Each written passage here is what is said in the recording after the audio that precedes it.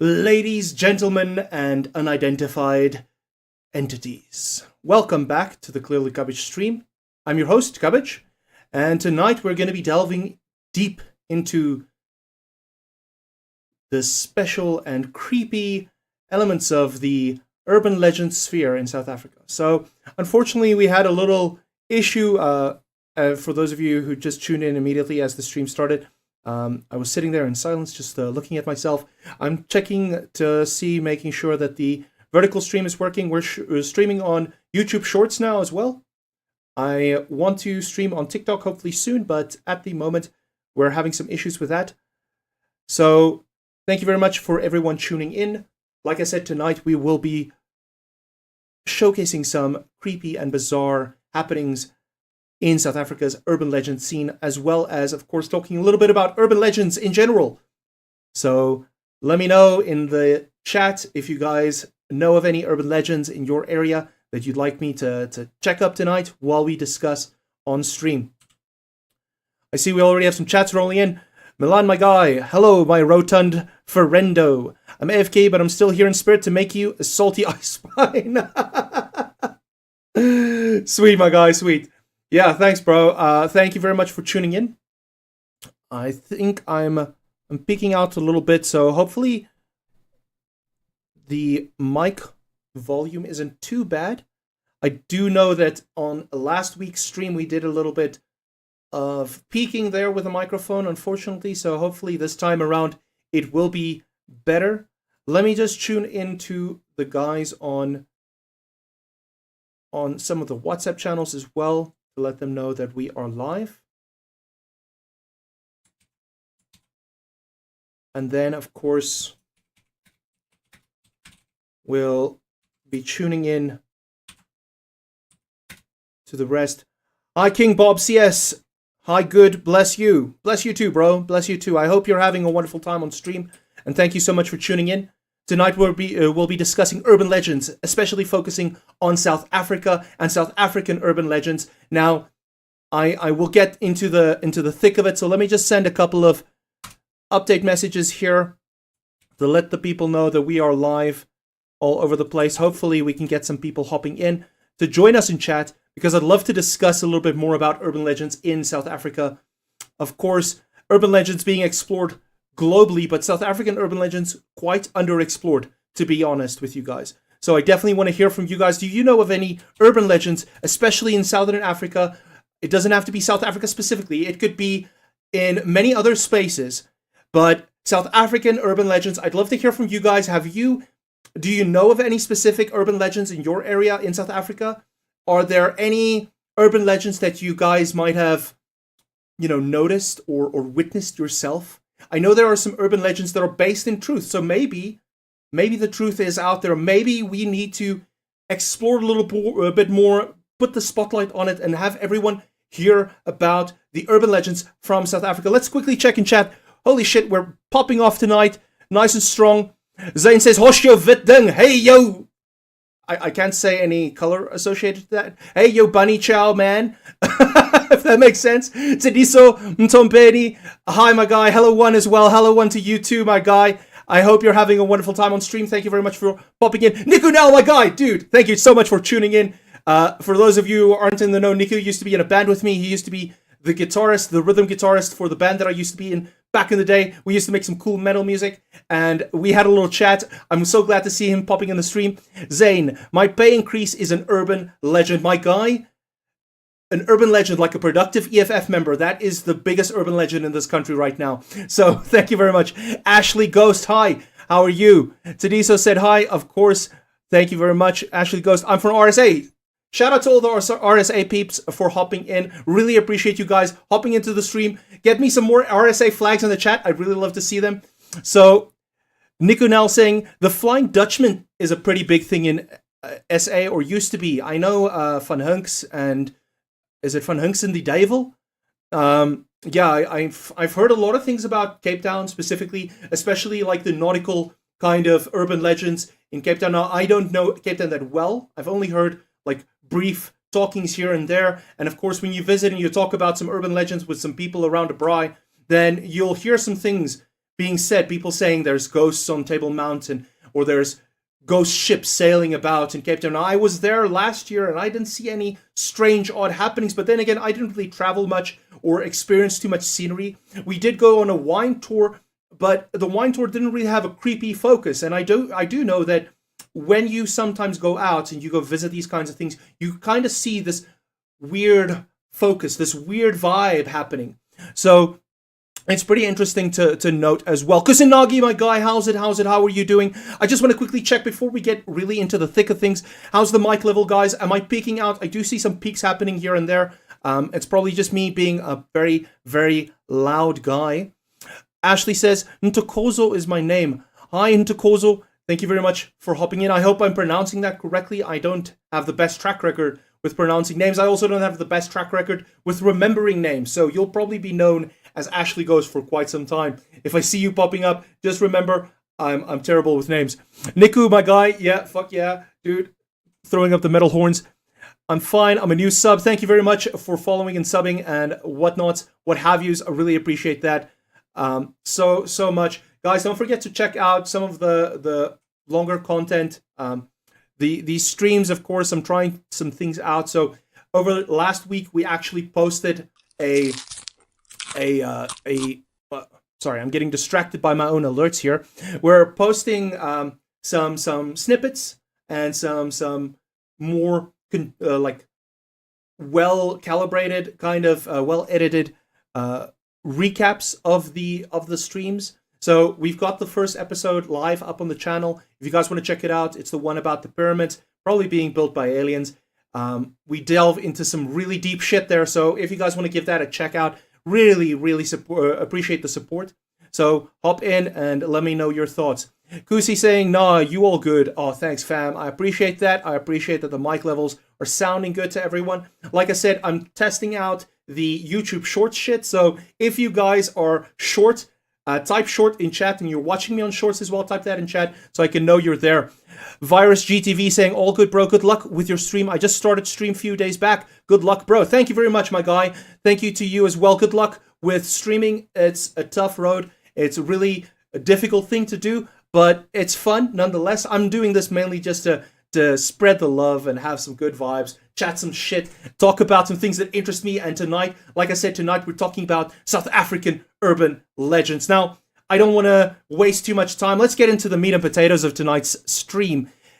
For those of you who are not in the know and don't know what an urban legend is, maybe you were born recently, maybe you haven't really reached primary school or something like that. Maybe you're watching and you're like 8 years old and mom and dad haven't taken you away from Cocomelon yet. So let me explain to you what I mean with an urban legend. So an urban legend is a vocal tale, an oral tale that is spread down through generations, through social groups, recounting stories that sound outlandish, that sound kind of fake and made up. It sounds very made-believe, but it's not to be confused with what we often refer to as myths, although in some aspects we can consider urban legends to be the new form of myths and mythos building and legends of those like.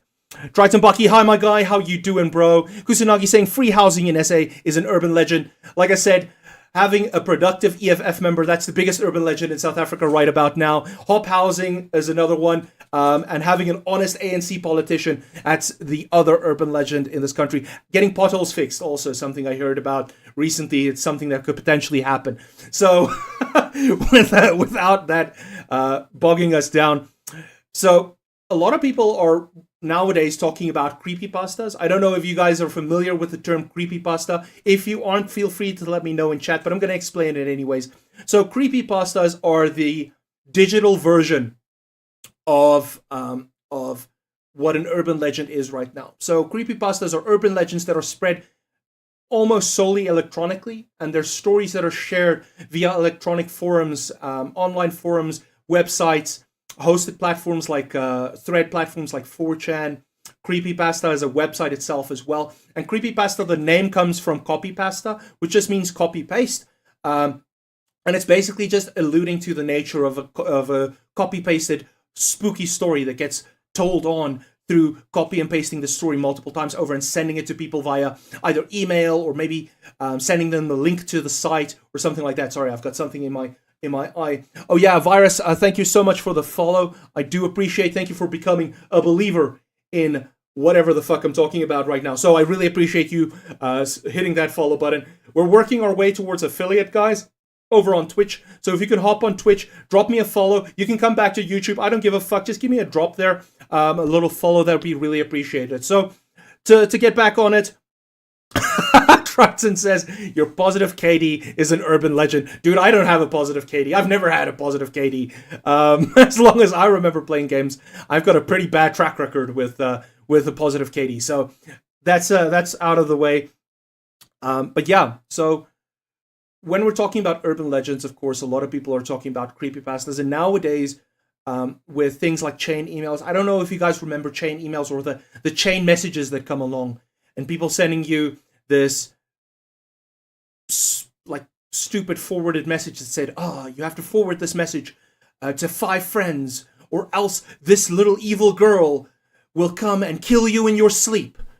And you know, these chain emails come and they might have like a little picture attached. I remember back in the day on like Mixit and BBM, you'd get like the chain email that had the link there that you'd click on, and then the link would show you this creepy picture. And because of the internet being so slow back then, especially on mobile phones, it took so long to load. So there was enough time for the suspense to set in, and you're kind of like shitting yourself about this chain mail that's coming through. Not to be confused with chainmail, that it was a medieval type of armor that you wore. For those of you who are, like I said, still in kindergarten, who might only know about chainmail as the medieval armor, these chainmails came, and they were like pretty terrifying. There was some, I remember this one chainmail that I received, I remember this was still while I was using BBM, and it was this image that came through, and of course, first it said, pass this message along. Send it to at least 10 people. If you break the chain, you'll have 10 years of bad luck. And then it showed this image, and it said, underneath the image's link, it said, this creature or this entity will follow you and haunt you for the next 10 years. Now, ironically enough, this is about 12 years ago, so I do think I'm out of the bad luck phase because I didn't forward it on. But when you click on the link, it opened up to this quite serene, almost black and white, very desaturated image of a kind of like a harbor or a dock on a lake. This dock on this lake, and you'd scroll this image. I remember it was a very fucking long vertical image that you had to scroll and scroll and scroll, and it just went by down this dock, up until the point where it kind of looks like the image is looped now, and it's flipped almost. So it looks like you've started on one side and you've moved your vision all around to the other side now. And as you go to the end of this, at the end of the dock, there's this creepy little fucking face with these eyes staring at you. And I remember back then that shit fucked with me so much. I don't want to lie. I had a little bit of a brown pants moment there. It wasn't great. So yeah, that's one thing to take in consideration. Zane says, the biggest urban legend in the world is a woman admitting she's wrong. I've heard tales about them, but never experienced it. Damn, son, that sucks for you, bro. I'm lucky. My woman listens to me. Although, you know, getting her to admit she's wrong is difficult. But it isn't as much an urban legend. It's more so a very, very unicorn-esque moment. It's one of those things that doesn't always happen, but when it does, damn, it feels good, man. Damn, it feels good. All right, let's check here. Triton says, Zane, that's not an urban legend. It's just like really fantasy. Like it's not even in nonfiction or sci-fi forums. Kusanagi saying a Brown Ranger moment. Yeah, Brown Ranger moment. My pants were, well, I didn't steal my pants, but they definitely were soiled. So it was brown, but not for the same reasons. Yeah, so we're testing something out in terms of the chat. I've got you guys up on chat on my phone here as well, because we had some issues previously in some of the streams. People are like sending me messages through and they're taking forever to come through. So one thing I do know is if you guys want me to interact and engage with your chats a little bit quicker, hop onto Twitch. The Twitch stream doesn't have as much of a delay as the YouTube stream does. So just hop on over, send me a little message there. Don't forget to drop a follow. on Twitch, that'd be really, really, really appreciated. Also, don't forget to sub on YouTube. I do see that about 50% 50% are subscribers who are watching, and 50% aren't subscribed. So if you aren't part of the subscribe gang, please drop me a subscribe. I really appreciate the sub. Don't forget to press that bell icon so you know when I go fucking live, so you know when I post those live videos, so you know when I'm fucking posting those shorts. And if the shorts are annoying you, please let me know about that. You know, you're more than welcome to comment on the short and tell me how shit I am. I don't give a fuck. At the end of the day, I'm making these for me mainly. But yeah. So Triton says, yes, this is correct. Twitch's lag is so much better. Dude, yeah, 100%, dude. I've been testing out all three of the platforms. So Twitch, YouTube, and Kick. And out of all three platforms, Twitch is the most responsive when it comes to getting quick feedback, especially from chat. Unfortunately, YouTube is very, very slow, very laggy. So whatever you see is probably lagging behind like 40 to 50 seconds. And then it still has to come to me. So when you're sending a message through, usually it takes like 3 or 4 seconds. In YouTube's sake, it takes like fucking a minute and a half sometimes. So it's pretty rough. Zen says, you are not my mom. Don't tell me where to watch your stream. Bro, you can watch my stream wherever you want to. I'm not holding a gun to your head, bro. Don't stress about it. Don't stress about it. So, yeah, I'm also checking in with the guys from the Zaga South African Gaming Alliance. Shout out to those guys for hopping over. That's probably where some of the peeps who are viewing tonight are tuning in from. I really appreciate you guys popping in and showing some local love. Of course, like I said, we're talking about urban legends tonight. Now, just to get you guys back onto what I was saying. So basically, urban legends, they were really popular in the 90s, early 2000s. I don't know if you guys have watched the movies. There is about, I think, 2 or 3 urban legend movies that came out. The first one I remember very vividly because that's the one that had all the pretty common urban legends that we've, probably all heard before. I don't know if you guys have, but I'd really love to know, are there any like mainstream urban legends that really spooked you out? Or maybe some urban legends that you've recounted, or heard before being told multiple times over. I'd love to hear from you guys. Yusri saying here, Zane must always be the rebellious one in the family. Fuck you, I won't do what you tell me, Mom. Milan saying, I still have your stream muted. No idea what you're talking about. Sitting in a boardroom, acting like I'm typing an important email, but I'm just giving you a friendly reminder to salt your ice spine. I will salt my ice spine, my friend, I promise. I'll also order it at the airport. For those of you who aren't in the know, I've repeated the story a couple of times, so go check some of our previous streams where I tell the story about the ice spine in the airport. We might also see a little snippet of that during our ad segment. So, Triton saying, no! All right, so, yeah, like I said, with the urban legends in mind. So, yeah, urban legends, really, really creepy. And, of course, we all know some of the big ones. Now, I'm going to run through some of the more common urban legends. And, of course, stop me if you've heard this before. I'd love to hear from you guys. If you've seen or heard about these, or maybe even retold them before, that'd be really fucking cool. But yeah, just give me 1 second. I just quickly want to send a message here.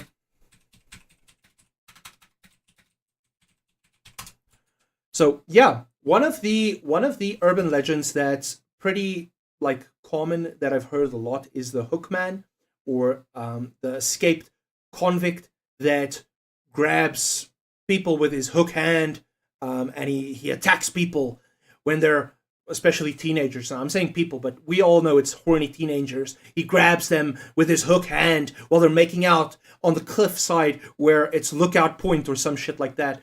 And it's very popular in the US. There's a lot of these spots where the teenagers park their cars, just once you get your license, you're feeling like, oh yeah, I feel good. I want to mac on the chicks, bro. And you go stop on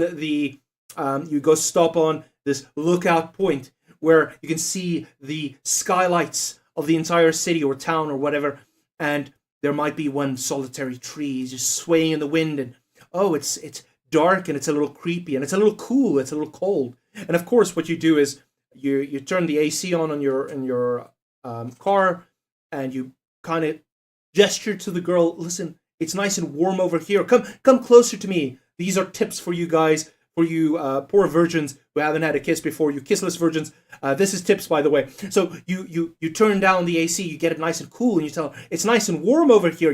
You rub on the seat next to her, especially when you're driving one of the old school cars that had the singular seats, front seats. Or maybe you're driving an old Toyota Bucky, an old Hilux. You get her nice and close, and you say, "Oh, it's nice and warm here." You put your arm around her, and ooh, it's cool. But let me warm that up for you. Let me warm you up. And of course, with all of this going on, you hear a sound outside. Now you're thinking, "Oh, I'm getting my kiss on." Of course, I don't want to be distracted. I don't want to get taken out of the mood, taken out of the vibe. But you hear the sound, and at first you ignore it. You think, that's fuck all. That's like rustling in the bushes. It could be anything. It could be an animal. It could be a flakvark or a fucking porcupine or some shit like that. It can't be something dangerous, of course. And then the girl notices it as well, because obviously her kissing game sucks. So she's being like taken out of it entirely. And, you know, she's like, what was that? What was that? All scared and, clamping onto her shirt and like, what was that? And you're like, that was nothing. That was nothing. It was fuck all. Don't worry about it. Let's get back to doing what we're doing.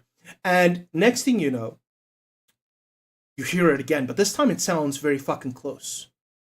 And the girl, of course, is now completely rattled, and she's out of the mood. She's like, fucking dude, you've just got like paranormal blocked right now. It's worse than a cock block. It's like supernatural even.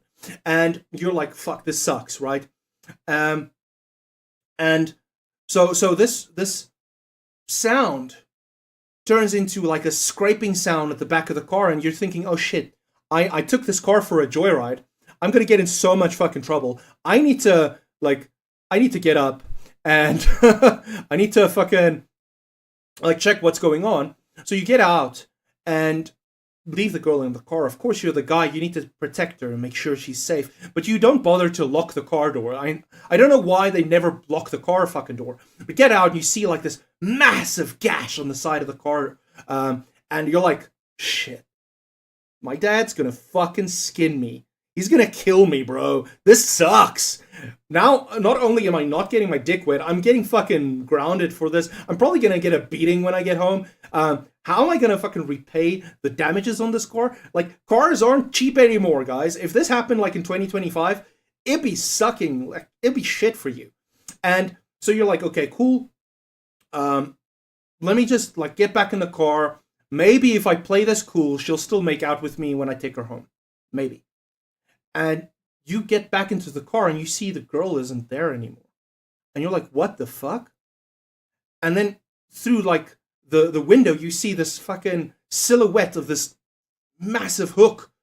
And next thing you know, like the windshield smashes and this fucking hook comes through and it's grabbing you by the throat and you're like being fucking torn apart and torn to pieces. That is the Hook Man.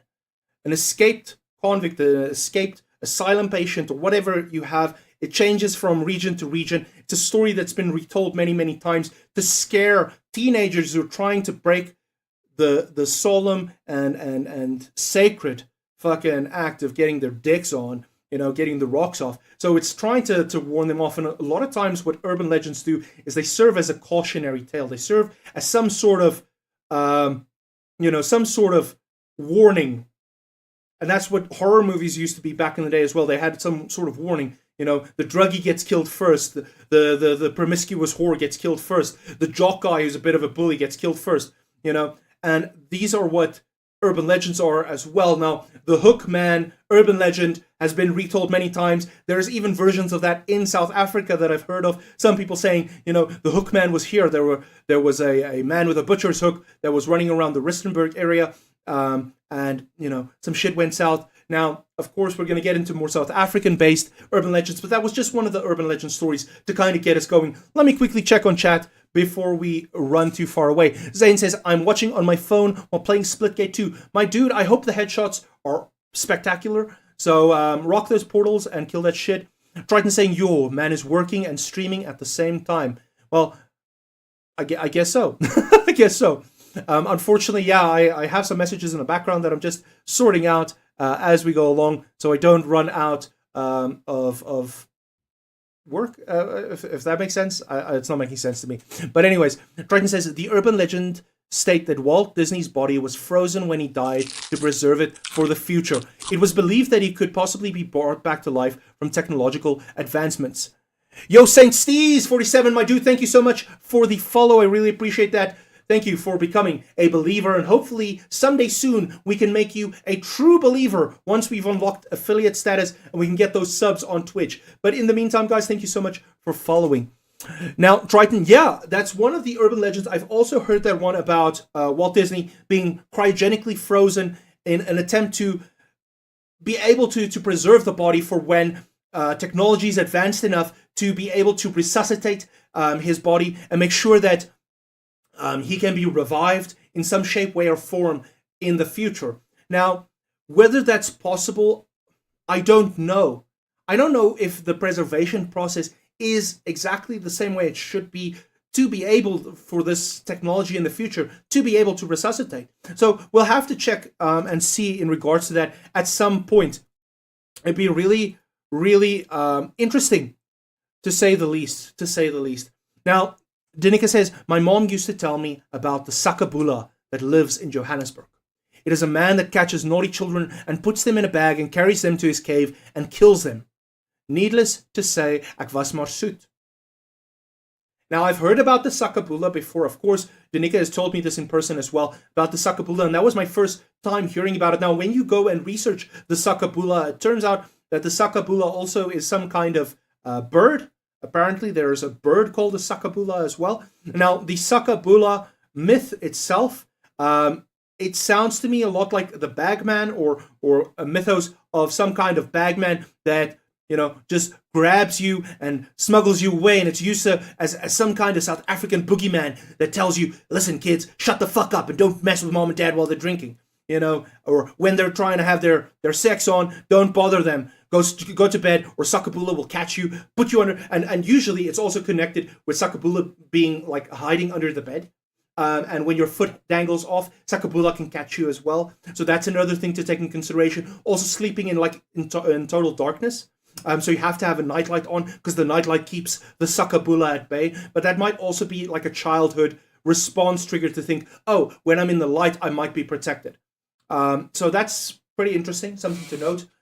Adorable says, well, that was an interesting sentence to arrive to. I don't know which sentence specifically, but I do know you typed that out during the Hookman story. So maybe that was during the point where I was saying you're getting your teenage fuck on. I don't know if I said that exactly that way, but maybe.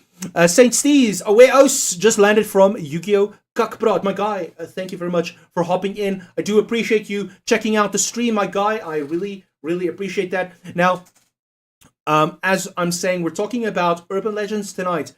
Now, I would love to hear from you guys, more stories about urban legends. In the meantime, I want to posit a little thought to you guys. I want to propose a little thought experiment.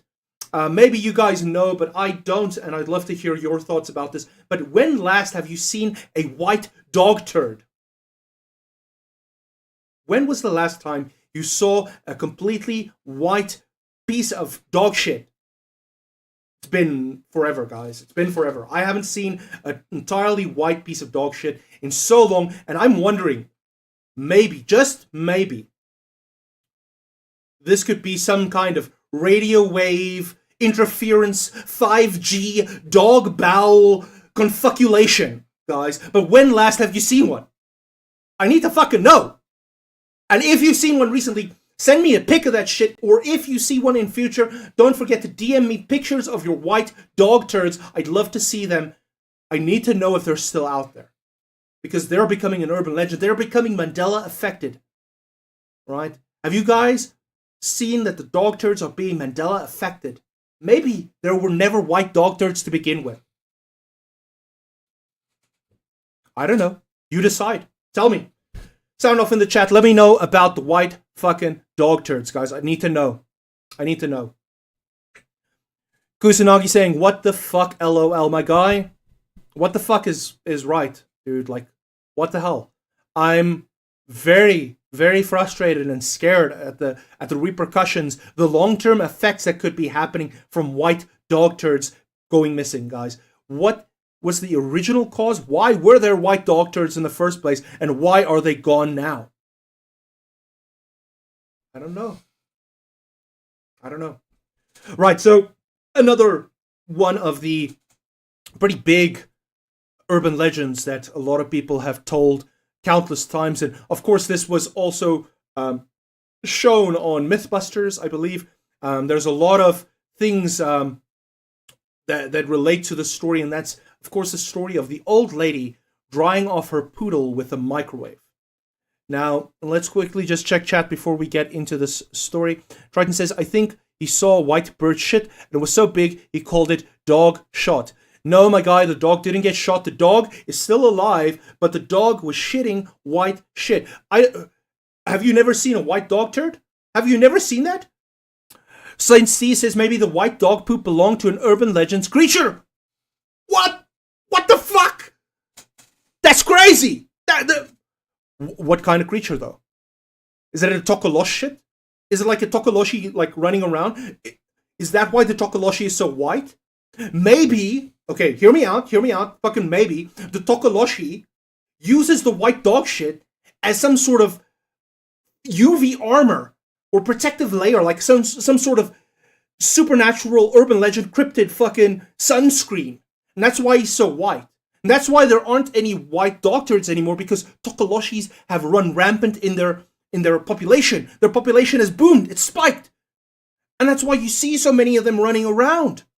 Like, I don't know if you guys have checked out on TikTok the Tokoloshe videos. The Tokoloshe are real videos popping up on YouTube Shorts, on TikTok, on Instagram Reels. I've seen them everywhere, guys. And they're all fucking white as snow. Almost as white as the dog turds. Since these, I think you blew this entire case open, my guy. Well done. Thank you so much for that insightful comment. I definitely think that might be the case. So let's move on to the story about the lady who dried off her poodle in the microwave. Now, an old lady, she was a fashion designer of some kind, as the story goes. The first time I ever heard about it, she was a fashion designer, and she had this poodle, and the poodle got wet, and she didn't have time for it to dry off because she needed to go to the runway or some shit.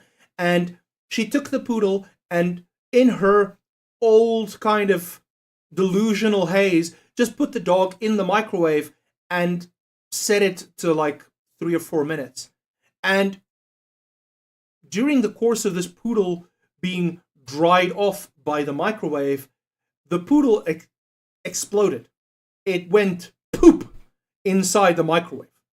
And that's like, it's not a big, like, long story, but it was something that I've heard so many times, especially in the older gen. Like, if you ask your mom and dad about this, or your grandparents about this, they might have heard about the poodle being dried off in the microwave story before. But I remember seeing that scene in the original urban legend movie as well, and oh, it was horrible. Triton says, that's how you create a white dog turd.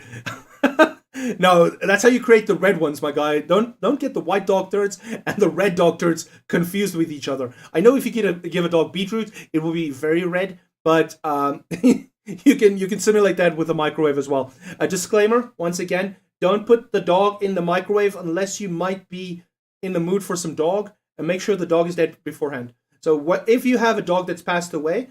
Maybe put it in the microwave to test out this theory. I don't know. Disclaimer, that was a joke. I'm joking. Don't fucking do it. Poodle is usually white. Yes, the skin, well, not the skin, the poodle fur is usually white, but the problem is the insides will stain that white into red, my guy, super fucking quick. You don't even know. It'll go like from fuck all to red splat in a couple of seconds. I can't even remember what the verdict was from Mythbusters, but I do know that the dog didn't fucking make it. That's one thing for certain. If they used a real dog, that'd be pretty fucked up, but also pretty funny. So, Akil saying, we have a place in KZN called Sakabula. Is that the spawning grounds for the Sakabula, guys? Is that the spawning grounds for the Sakabula? Come on, let me know your theories in chat. I'd love to hear about the Sakabula in chat. If you guys have heard about the Sakabula, let me know. I'd love to hear your thoughts. So, yeah, so we've now discussed the Hookman. We've talked about the dog, the poodle in the microwave. But have you heard about the unwanted passenger? Have you heard about the unwanted passenger? Now, for those of you who aren't in the know, the unwanted passenger is a story about this woman. One late night, she was driving on an open highway, and I think she was traveling between towns or something like that. I'm not exactly sure what she was doing on the open highway, but she was driving, let's say she was driving home, and as she's driving on this open highway, she saw this massive truck. Now, in the US, they have these 18-wheelers with this really big fucking grill that looks very imposing. It doesn't look like the traditional Mans or Volkswagen lorries or Iveco lorries that we have here in South Africa. They had those really imposing, well, they still have those really imposing trucks that has the fucking double, exhaust pipes on the sides, shoots out flames. Well, I'm thinking of like monster trucks here, but you catch my vibe. So one of these trucks driving down at quite the speed behind her. And at first she's like, okay, there's a truck behind her. She's not really paying too much attention. But then she sees the truck speeding up. And it went from regular lights to high beams. It went like fucking put the brights on. This car is going to get fucking flashed now. And she's getting flashbang from the behind. And this truck starts hooting and hollering and honking its horn and pulling that fucking, the truck has the wee wee thing. I don't have a sound effect, so I'm making them my own. But it's got that wee wee thing going on. And this lady's starting to get like very nervous and very freaked out. Because now this massive truck that could potentially drive over her little Toyota Prius like it's fuck all, again, like is like on her tail. And she's thinking, okay, this truck driver definitely wants to fucking kill me. That's probably the case. There's no other cars on the road. She hasn't seen cars for kilometers and kilometers, or for my US viewers who are a bit more retarded, miles and miles, okay? I'm only saying you're retarded because of your fucking number system. The Imperial sucks, guys. Let's just face it. Who the fuck wants to know what an acorn size is, except when you're measuring your dick out? Anyways, and so she's getting chased by this truck, and she sees a garage, a filling station for my US homies. She sees a filling station or a fucking engine, a BP or a Shell, and she sees, some guy there. We'll call him fucking Tsepo. She sees Tsepo there and she's rushing down. Her name's Tediso, and Tediso goes to Tsepo and she stops there. She's like, fill up my fucking car, and she runs out to the bathroom. And she also tells him, listen, there's this big truck chasing me, and please take care, like, help me. I don't want to get abducted or kidnapped. I don't know this guy in the truck, right? And Tsepo's like, sure, ma'am, no problem. And then when she goes to the bathroom, when she tries to come out, Tsepo is like stopping her and like blocking her in and saying, hey, listen, Tediso, or a lady, he probably doesn't know her name. She didn't do introductions. But he's like, listen, just stay in here. And he locks her into the bathroom. And she's thinking, what the fuck? Now I'm being like human trafficked, like straight up. Broad daylight, no, well, it's middle of the night, but, I'm getting fucking human trafficked under the cameras. And the truck's like driving by. She sees the truck driving by in the distance. And she's like freaking the fuck out. And Tsepo tells her, listen, I need you to calm the fuck down. You are in danger. I'm doing this for your own safety. And the truck driver gets out. He stops a little whiles away. He gets out, and the two men go to her back seat and open up the back seat, and they pull out a fucking very, very sketchy looking individual that was chilling on Tediso's back seat the whole time. And what happened was, as the truck was driving, he saw with the high beams, there's someone coming up behind her, looking like he's trying to stab her or strangle her or assault her of some kind. And every time he sees that, he'd switch on the high beams, honk the horn, and this figure would go down again.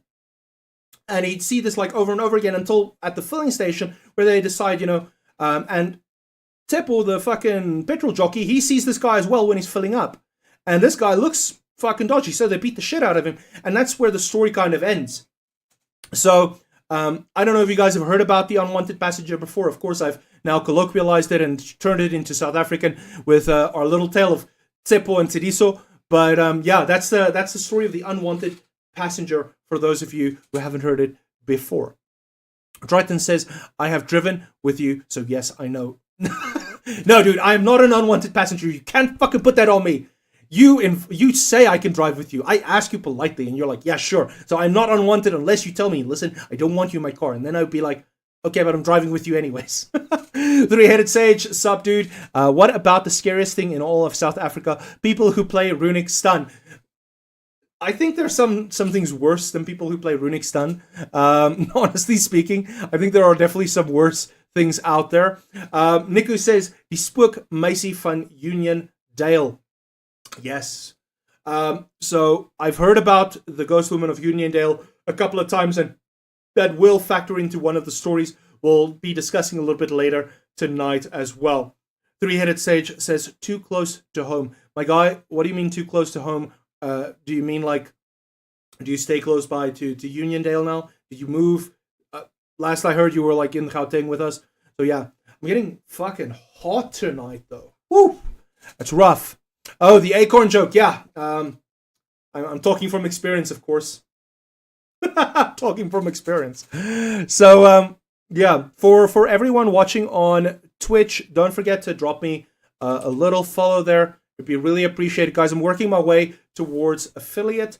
It's going slowly. Not going nowhere slowly, but it's going slowly. So I'd really appreciate the follows. Also, if I can get some more peeps watching on Twitch so we can get that 3 viewer average per stream, that'd be really fucking dope. For those of you watching from YouTube, thank you very much for joining as well and watching us there. For those of you on Kick, I'm so fucking sorry, dude. Like, whoa. I really feel bad for you, my man.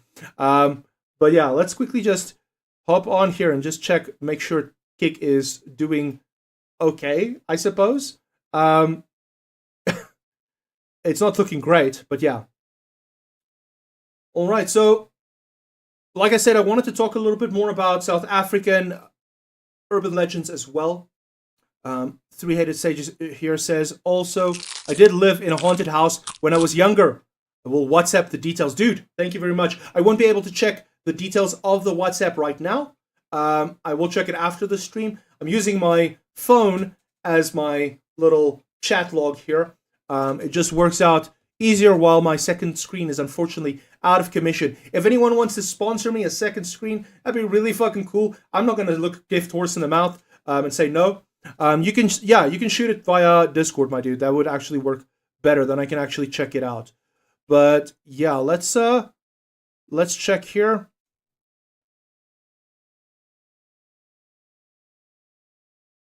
Sorry, I just have some messages coming through. But yeah.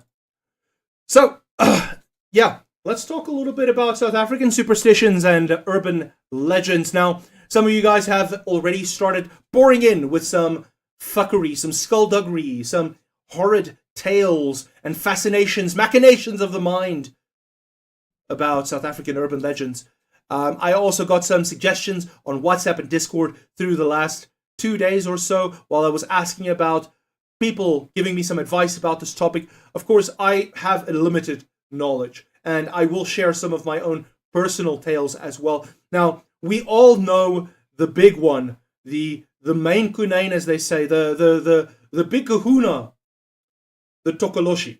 We all know about the Tokoloshe in South Africa. It's like a really big one. If you don't know about the Tokoloshe, then I don't know where the fuck you are, but you're not in South Africa. And I've even heard about people overseas hearing about the Tokoloshe, guys.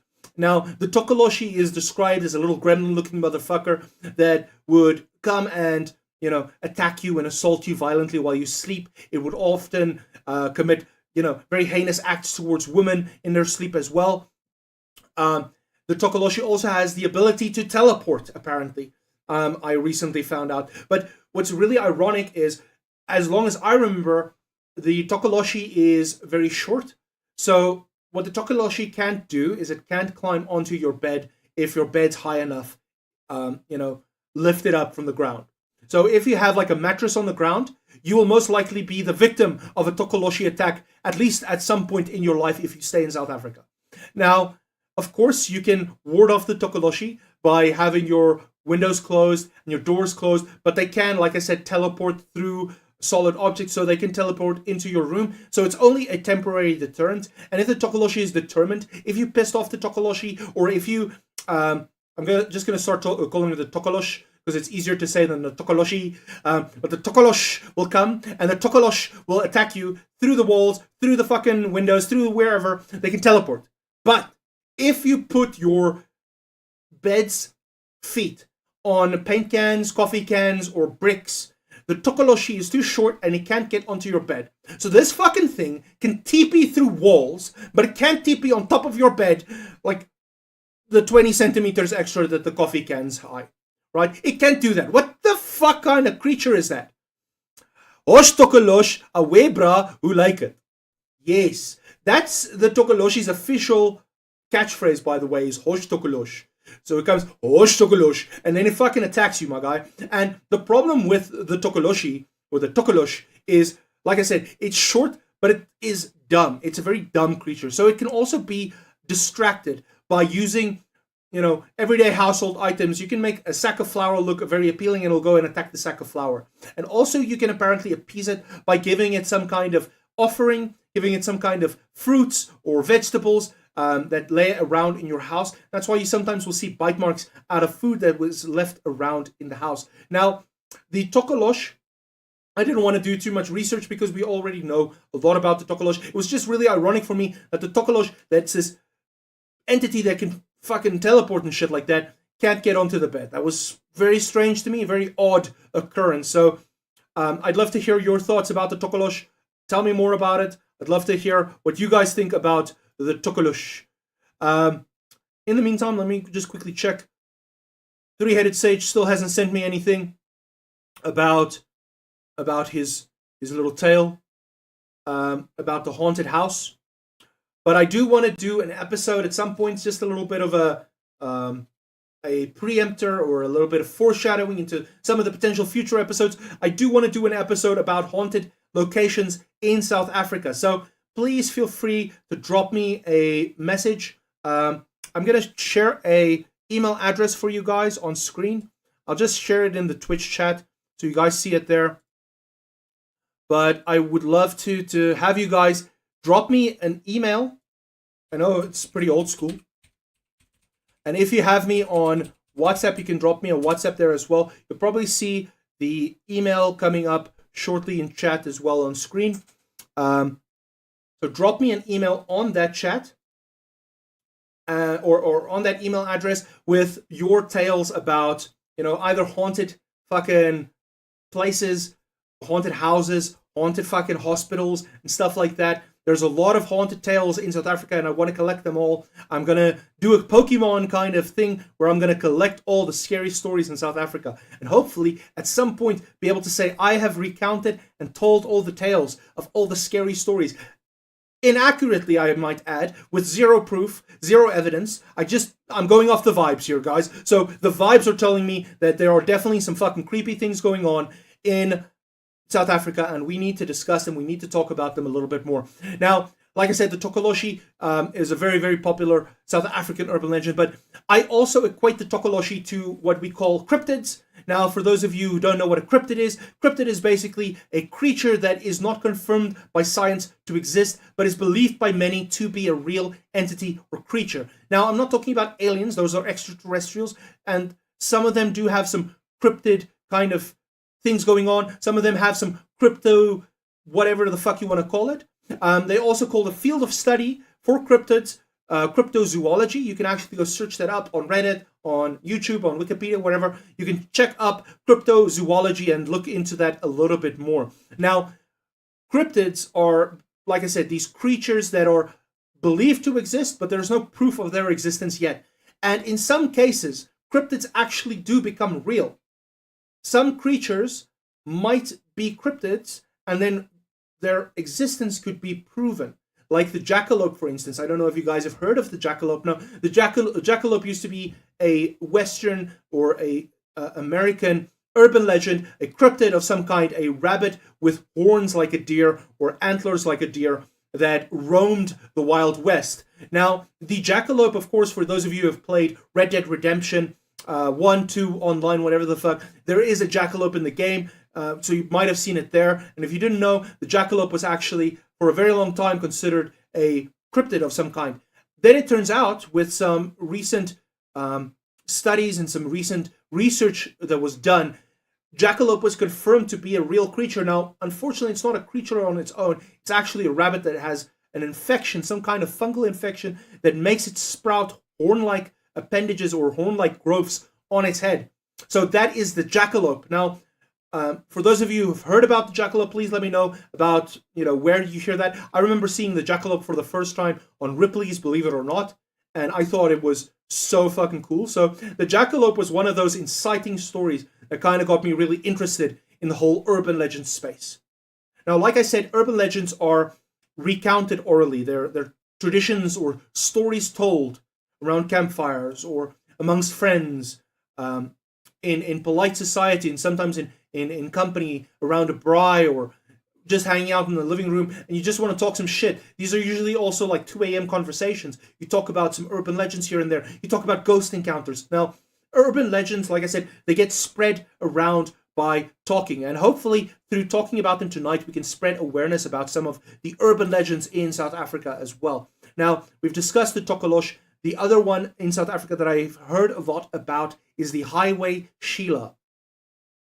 Now, I don't know if you guys have heard of the Highway Sheila, but the Highway Sheila or Shilla or whatever the fuck you want to call it, there's also some specific Highway Sheila incidents, is basically a story of this woman that roams the wide open roads, the big, large highways in South Africa, in various different places. It's not just in, densely populated areas. It could also be in some more obscure back roads, and sometimes on farm roads you'll hear about the Highway Sheila. Now, her origins differ from who tells it.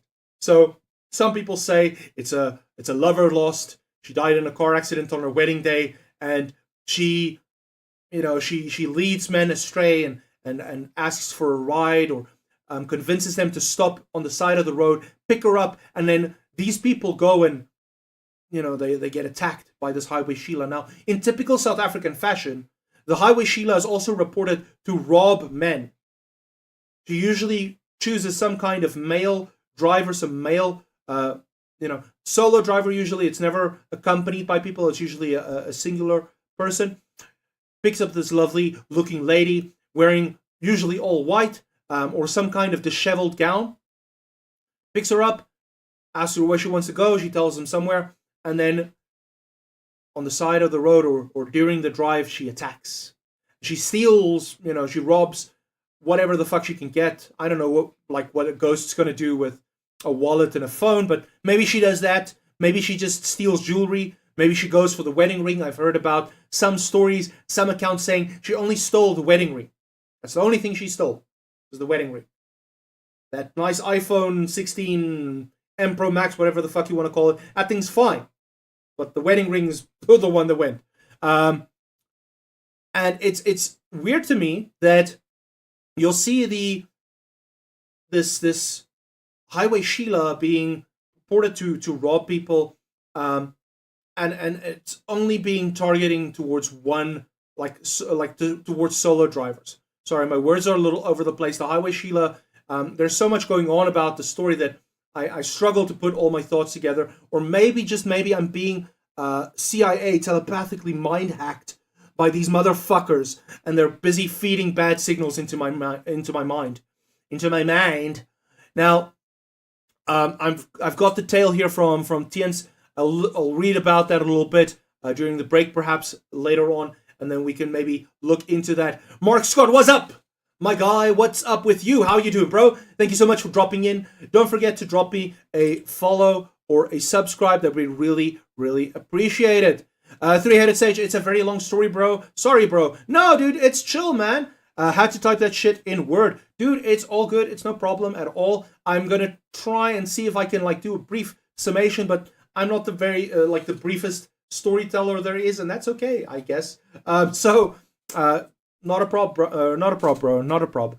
But yeah, so like I was saying, so the Highway Sheila, she goes and she robs these men. She gets picked up, and Some accounts say she disappears during the drive. Some accounts say that she then disappears into the night. She runs away like there was no one there. I've also heard accounts of similar entities running into the road, like pedestrian almost like, and then they get hit by the car. And then when the car stops, there's no one there. They look all around and they don't see a single human being. There's no damage on the car whatsoever, but the person that they hit is gone.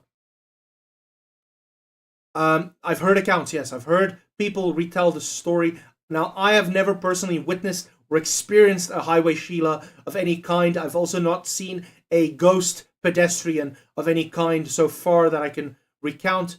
I also haven't seen like we'll get into some more specific examples soon. But yeah, like I said, so these ghost Sheilas, it's very weird that they only pick up onto one singular person that's driving alone solo.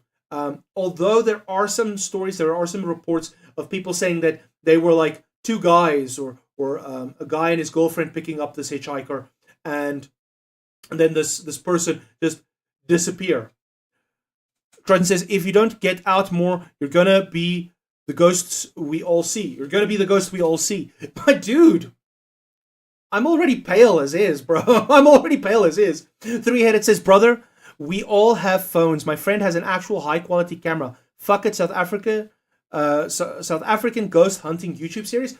Dude, yes! I would love to do that. I would love to do that. The only problem is there's a reason why I'm hiding out my house the whole time. It's because whenever I go out without my tinfoil hat on, I get fucking mind hacked, dude. I get mind jacked.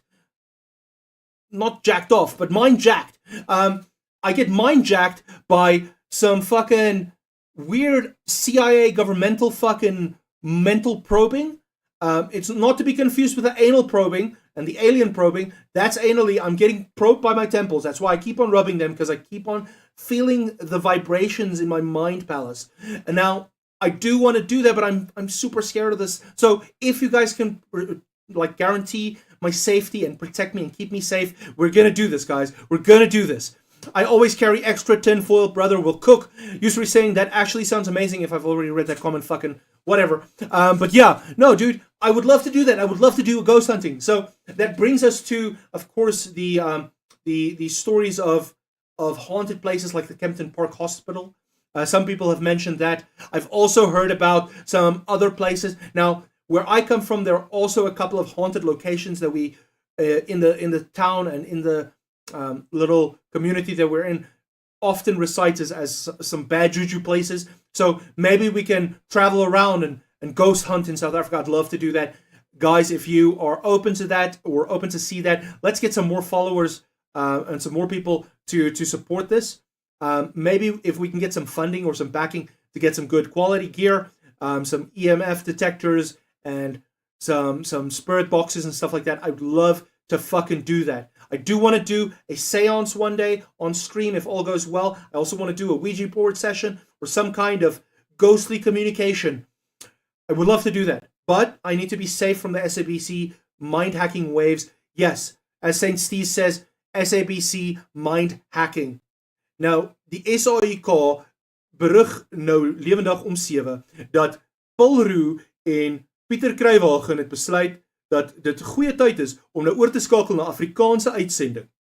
And now we'll switch back to English, just for those of you guys who are not in the know. That was actually me allowing the SABC mind hacking to take place. Now, unfortunately, it only does weird amalgamated reruns of SABC 2 7 p.m. news segments from the early 2000s. Sorry, I gotta get that shit out of my head.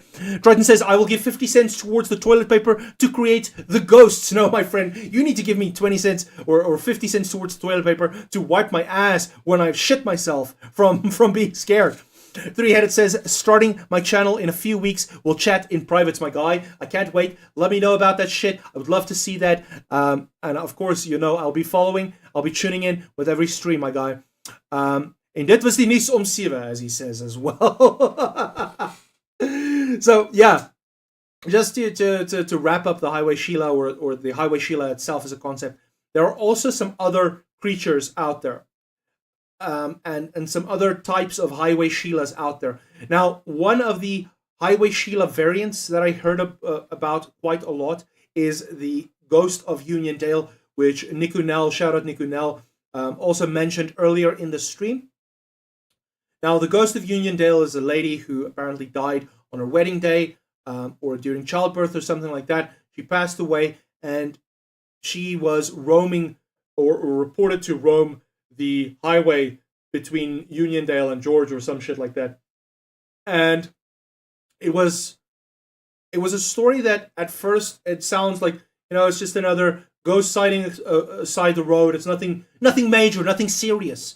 But my stepfather actually swears up and down to this day. Now, I don't know to this day because we don't really talk much, but last time we spoke about these kinds of things, he swore that they actually picked up the Ghost of Uniondale, him, his father, and his mother, when he was very, very young. They were traveling, and they actually picked her up, and she vanished during the car ride. Now, the Ghost of Uniondale, she'll usually get picked up as a hitchhiker, and then during the drive, she will just disappear like she was never there. She wouldn't engage much, she wouldn't really interact, but she would just sit there in the back seat, and as you drove, she would just disappear. Now, is this maybe because she is more civil as a kind of ghost? They do report that she is a very friendly lady. She just is very sad and tortured soul because she either lost a child or she died at the start of a happy life that she was going to live with her husband. Now, there is a whole series about the Ghost of Uniondale that you can see on Kijknet, I think, or some kind of Afrikaans web like tuning program. So tune into that if you can see it. I remember watching that series a couple of years ago. By a couple of years ago, I mean like more than a decade ago. So it was pretty interesting. Definitely say give it a watch. It's pretty good. It's a bit like, in terms of acting, it's bad, but it's still a good watch. Triton says, toilet papier won't help that. Toilet paper won't help that, guys. Yes, maybe we should do the strat where you like roll up the toilet paper around your G-string. You'll wear like a thong and then wrap the toilet paper around the little rope bit and just keep that in between your cheeks, and that'll absorb some of the scared moisture leaking. Kusanagi saying, we actually had a haunted house here in Gordons Bay. My guy, tell me a little bit more about that. I'd love to hear more about your haunted house in Gordons Bay. Like I said, there are some crazy haunted house stories across South Africa. Like I've mentioned, the Kempton Park Hospital, heard many things about that. Now, my significant other actually went on a Ghostbusters tour to the Kempton Park Hospital that was closed down in the 1990s, and apparently she says she didn't really notice anything or see anything except for the fake ghosting that they do on these Ghostbusters tours. Now, whether or not that's just an isolated case, or maybe she wasn't as attuned as we explained during our ghost stream a couple of weeks ago. Sometimes it just takes some mental training, some mind training to be more receptive, to turn yourself into a spiritual lightning rod of sorts, to pick up on these weird fucking happenings goings on. So maybe, just maybe, you never know. Let's talk a little bit more about that. I'd love to hear more about your accounts of more ghostly and haunted places. But getting back onto the urban legends, of course, the topic of tonight's stream, I want to hear about some other urban legends, specifically ones in South Africa. But if you're not tuning in from the southern tip of Africa, tell me, are there any urban legends that you've heard that are local to your area? Urban legends that you've maybe witnessed or had some kind of account? I'd love to hear your side of things as well. Now, Three-Headed saying, do you think she is a lady in white? Maybe. I think she might be a lady in white of some kind. Now, for those of you who aren't in the know, the lady in white, of course, is a ghostly apparition that's usually tied to some kind of trauma. She might have died on her wedding day. It's most likely on her wedding day. That's why she's wearing white, because she's wearing her wedding gown or wedding dress. And she passed away on this day or close to this day. And she feels tormented and haunted by her past, and she's trying to reflect this out onto unsuspecting passers-by. Now, like I said, the Ghost of Uniondale doesn't sound that malicious She just sounds like she's weeping. So she's some kind of weeping spirit or apparition. Definitely strange. I definitely want to hear more about that. If you guys have more theories, post them below. I'd love to hear about your theories as well. Saint Steve saying, bro, reinvented pads with that G-string idea. My dude, as soon as I realized that you can actually just clip on that thing onto the little stringy string, that'd be fucking, like, genius, you know? Sup, Waverly, thank you so much for becoming a believer. Thank you very much. I really appreciate that. Thank you. Three-headed sage. I mean, ladies in white is a global phenomenon. Each culture has a different version, from La Llorona in Mexico to Banshees in Ireland. Now, the La Llorona, actually, Adorable Craft, shout out if she's still in stream. If you are, let me know. Let your presence be known to the rest of us. But Adorable Crafts actually notified me yesterday that I should look into the La Llorona as a very global phenomenon happening right now. There's a lot of video footage coming out about supposed La Llorona sightings in Mexico, in Central America, in Latin America, in Southern America. There are also reports of her, haunting cemeteries, graveyards, grave sites, burial sites of some kind. And there's actually this series that I saw a lot while I was doing research on this as well, of this one gentleman who does night streams where he would go to the supposed grave sites and he would record, his engagements with the La Llorona. And he would actually capture glimpses of her here and there, her peeking around the corner. Now, I haven't seen the full-bodied apparition during these streams yet, but that's pretty interesting to note. And it's also cool to note, Three-Headed Sage, like you mentioned, that this is a worldwide kind of phenomenon. It's a worldwide urban legend of some kind. It also reminds me of the Dancing Lady of Serbia. I don't know if you guys are familiar with the Dancing Lady of Serbia. Now, that's more a Serbian and Slavic country-based urban legend of sorts. Now, for those of you who don't know what a Serbian dancing lady is, maybe we should pop that up on screen real quick. Just give me a second to quickly switch us over into that. Now, I was looking at some glossy happenings and some glossy information, because that's one of the urban legends that I've heard so much about. But yeah, let's just pop this up here. Just give me a second.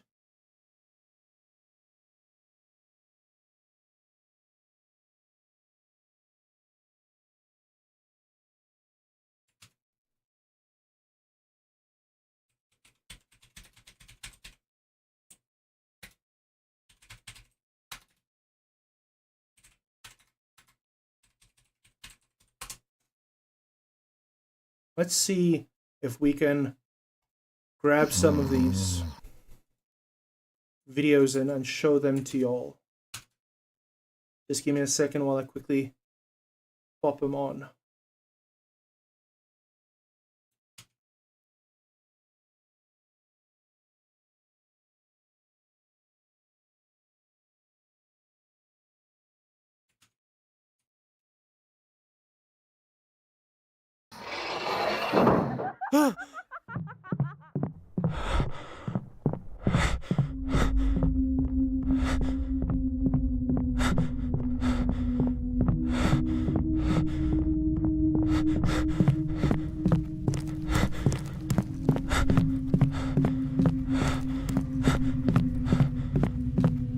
I'm extremely sorry for watching you dance without your permission.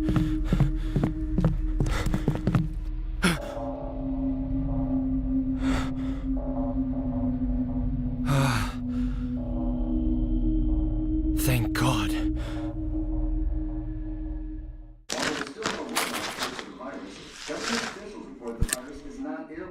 Huh? Shit! Now, we see that this is some kind of... this looks like some sort of reenactment of some case, of some kind. Let's actually check if we can find some of the real footage. Now, I've seen some real clips running around. Let's see if we can find some of the... Oh, this is actually one of the first ones I've seen. So let's pop this one on. in Serbia right now, this lady just randomly starts dancing in the night. And if you disturb her, she will chase after you and try to kill you. And that's why you should run if you see this lady dancing. Let me explain. So, unfortunately, I'm struggling to find a real video of her. But that video clip itself is the actual video clip that I saw the first time. Now, there's a whole series on TikTok a couple of years ago of this Serbian dancing lady, and this Serbian dancing lady is very, very strange and bizarre. I've seen multiple clips, and she reminds me as well of some sort of, some lady, some highway Sheila, but more so local road Sheila of some kind. But apparently what she does is she'll attack you, physically chase you down with a knife or something like that. Also, once again, just showing how an urban legend can sprout through different means. Now, the Serbian dancing lady is, by all accounts, more of a creepypasta, as we've explained earlier. A creepypasta is just basically a play on words from copy pasta or copy paste, which is just an internet urban legend that gets spread around online through various digital means, like sharing videos on TikTok and Instagram Reels and YouTube Shorts, but also messaging on some image boards and thread boards like 4chan or the X thread, etc. So let's quickly check what chat's saying. Saint Steve says Serbian dancing lady needs to 1v1 me in a dance battle. Dude, no, Fortnite emotes don't count as dancing. I'm so sorry about that. Three-Headed says, I do believe that is a certain type of specter. I do believe that similar circumstances can create a similar feel. It's different than a residual haunting. Most of the time, these ladies are intelligent, but location bound, close to the place where the tragedy happened. That's true. That's true. It's usually location bound. Now, the problem that I have is, why are there so many, and why are there so many different or varying accounts of these ghost ladies? Do you think that the Serbian dancing lady could have a connection to these ladies in white, to these kinds of lady apparitions, female apparitions that appear on the roadways of some kind? Three-Headed Sage also says, bro needs a Glock, not an exorcist. No, the only thing I need is a massive... No, I'm kidding. Nico now says, Keck. Yes, Keck indeed, my guy. Raccoon, hey, dude, welcome onto the stream. Don't forget to drop a like or a follow or a sub wherever you can. I really appreciate that, my guy. But yeah, brain rot dancing lady. Now, dude, if I get you the real clips, I didn't prep any Serbian dancing lady clips, but if I could get the real clip, maybe I'll post that on my TikTok and on the Instagram Reels, perhaps. But I would love to show you guys some more. There's actually this creepy song that accompanies it. That it's a banger. It's a fucking good song. I really wish I prepped a little bit more for the Serbian dancing lady, but that just came out of nowhere. But it's got a banger song, dude. Three-Headed says she ain't no Jeff the Killer, dude. Now Jeff the Killer, of course, a creepypasta, a very popular creepypasta. Now I personally think that Jeff the Killer is one of the worst creepypastas, if I can put it that way. Now, once again, to talk about the differences between what a creepypasta and an urban legend. The differences between an urban legend and a creepypasta also comes down to an urban legend usually serves to tell some kind of moral tale, or some kind of give you some kind of moral lesson of some kind. It usually serves a purpose, like for instance the hook hand tells you, listen, don't have premarital sex in the car on this fucking lookout hill or makeout hill. Don't make bad decisions romantically. It's one of those cautionary tales. Poodle in the microwave, don't put a dog in the fucking microwave. I'm assuming that's the one.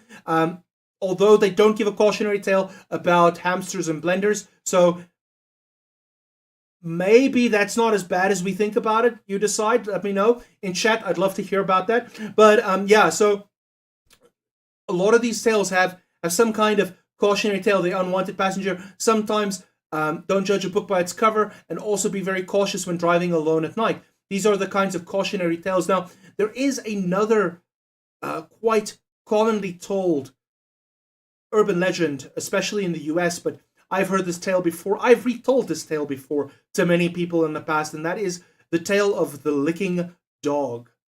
Now we'll get into that. Let's quickly just check on chat. Three-Headed says, it's like the Jinn videos. That shit fucks me up, as well as the Japanese ghost hunting videos. Now, some of those Japanese ghost hunting videos, especially the ones where they're in the old Japanese houses, that shit's creepy. There was this one video of this guy that took his camera outside. There was this wailing ghost outside on the driveway or something like that, and he threw like hot boiling water at it, and it was freaking the fuck out. Like, auditory was horrifying, dude. That shit is creepy. Maybe we can pop that up a little bit later.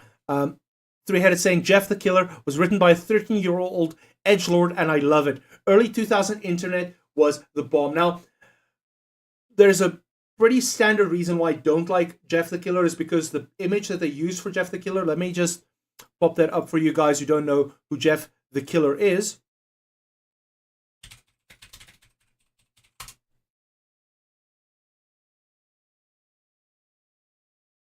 Just give me a second. So Jeff the Killer is a story of this horribly disfigured man who has this maniacal smile on his face, and he basically attacks this kid while he's sleeping at night, and it's super stupid, guys. It's so lowbrow kind of, oh, I'm trying to be scared story. And honestly speaking, it does have some effects to it. It does have some scariness to it. But, I mean, if you're older than 13, dude, it's not that scary anymore. I think some other scarier creepypastas online are probably like Slender Man. We all know who that is. If you don't know, let me know in chat. I'd love to explain it to you, but I'm not going to get into Slenderman that much. But another creepypasta that kind of surpasses Jeff the Killer for me is The Rake. Now, The Rake itself, I think, is one of the scarier creepypastas. And it's so much so that The Rake now actually has an entire dedicated Cryptid fan base. The Rake now has followers, and there are people who swear up and down they've seen the Rake in some shape, way, or form. Now, the original image of the Rake is the one that was on the trail footage. This is the image that was posted on many creepypasta sites, on many of the browsing sites. For those of you on the TikTok or on the YouTube Shorts watching now, unfortunately it's cutting off. I'm not gonna say, jump over to another platform to watch it, but if you want to see the Rake in action, you can jump onto another platform. Here's another, this is more an artist's rendition of the Rake. Here's another Rake image that's from a video. I've seen this video before in the past. It's pretty interesting as well. Now, the Rake is described as a humanoid creature, very long, pale limbs and pale complexion all over. It's also described to be very, very fast, and I have seen a creature before in the past that looks very similar to the Rake. Now, whether it is a Rake, I don't know, because I do kind of believe that through the power of thought, you can actually will creatures into existence. But before I get into that, let's quickly just check at some more of the chats here. Milan says, have you heard the tale of Mac McSalty? No, I don't. I don't think I've heard of the tale of Mac McSalty. Maybe that's a video of myself from many, many years ago when I was raging about an ice spine at the airport.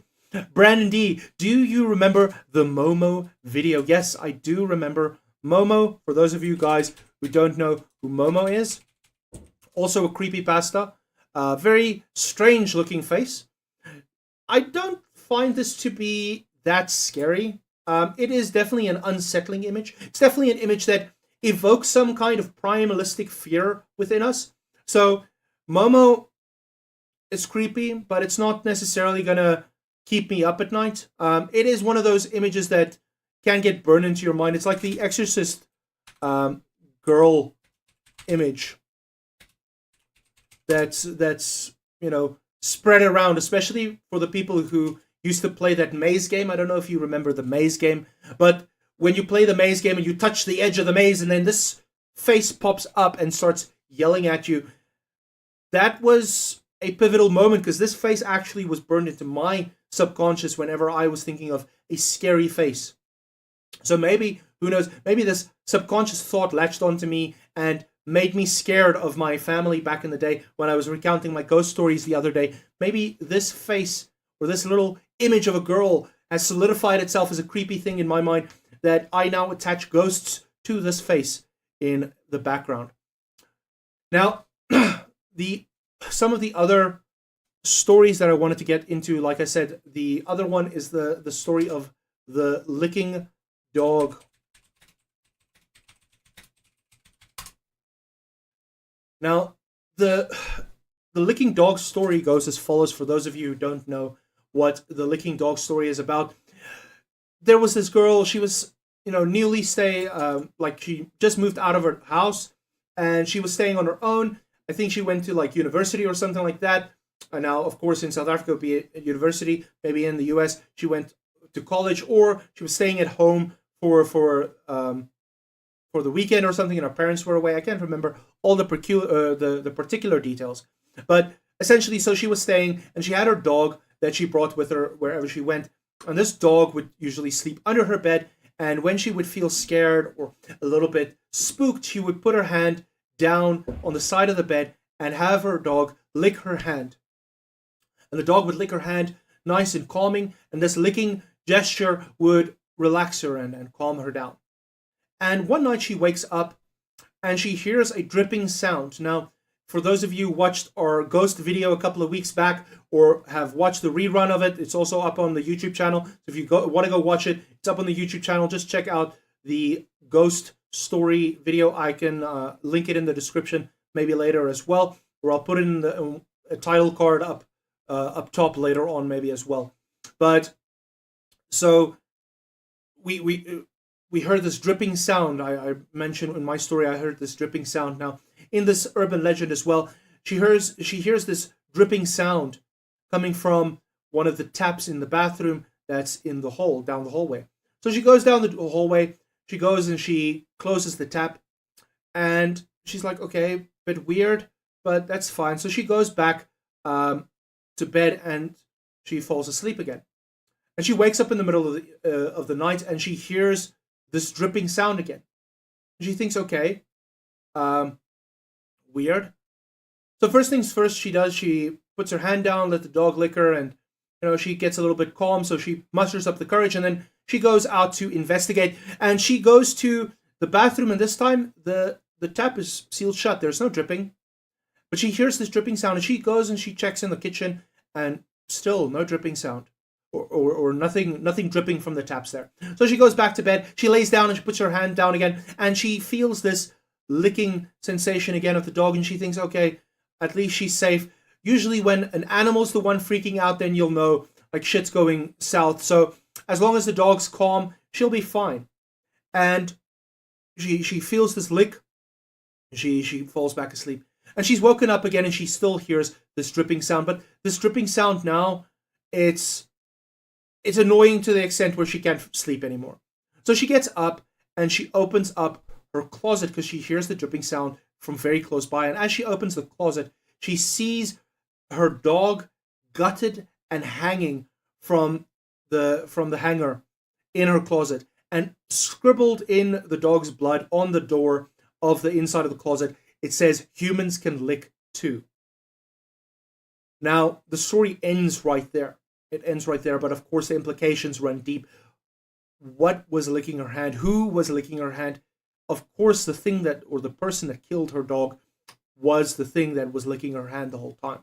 And the dog was dead through the whole course of the evening. So the licking dog story is an urban legend that's been retold multiple times over, many different stories. It's also been shown in many pop culture and movie references to the licking dog. It's also been recounted as a ghost story around campfires, at slumber parties and stuff like that. So the licking dog, definitely a urban legend that surpasses and goes through so many borders and boundaries. Three-Headed says, do you think we are afraid of things that look human but aren't because our ancestors had to face something that wasn't human, mimics, vampires, etc.?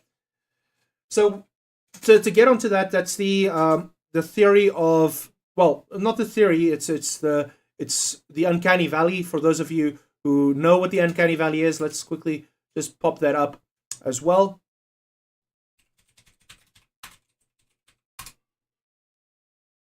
So the uncanny valley is when things look human, but they aren't.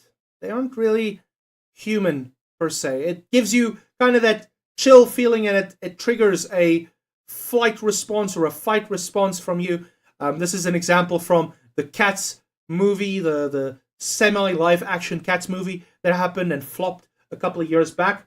So the uncanny valley, I 100% firmly believe that it wasn't a case of we had to prepare ourselves from a evolution standpoint for something that looked human but wasn't. It was more so a fact of when you think of Neanderthals and other Homo species, no Homo species, like the Neanderthal, the Australopithecus, etc. I don't know all of them right now, but I definitely think that these species looked very human, but because of their inherent threat that they posed towards Homo sapiens, we developed kind of a intrinsic bias to dislike them or to get aggressive towards them, and it triggered some kind of flight response or fight response within us.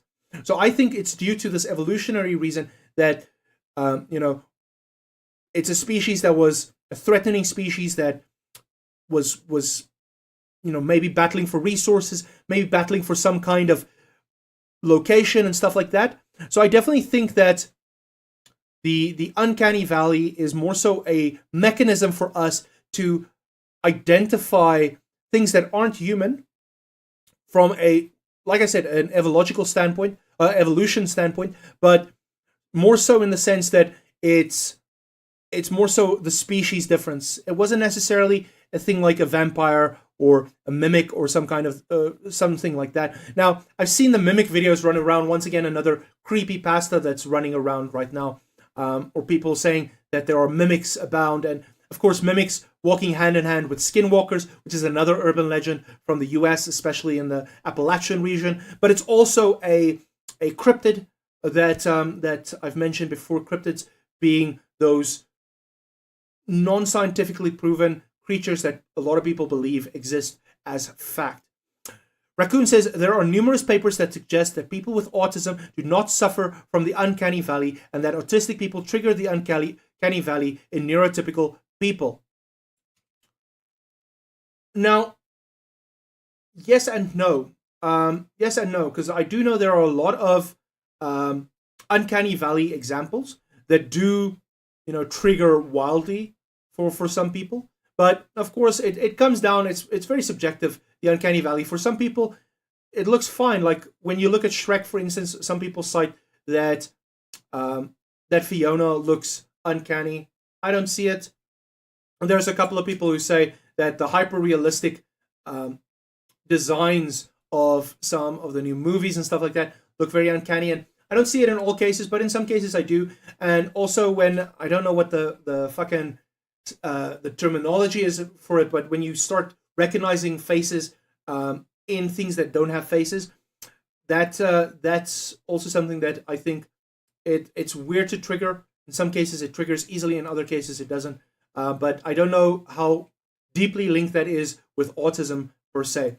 Now, Three-Headed says, again, skinwalkers are a global phenom.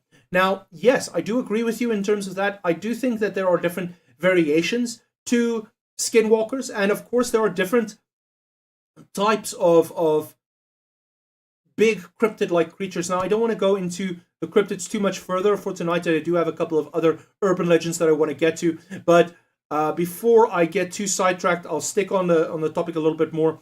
Pareidolia. Pareidolia is the one where you see the faces in things that don't have faces. Sorry, I have something in my eye. Maybe it is a CIA drone that's fucking trying to burrow into my brain through my eye socket, through my eye cavity. I don't know.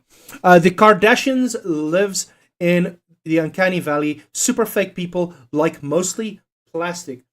Have you seen the new images of, who's the mother of the Kardashians?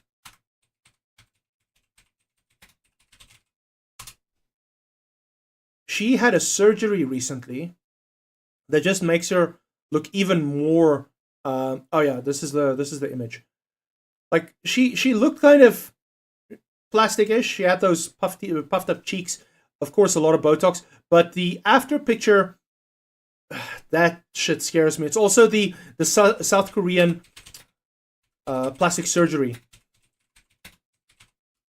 images are creepy. There are some that are really, really bad, like botched surgeries. I don't have the images now. Let me just check if I can find them.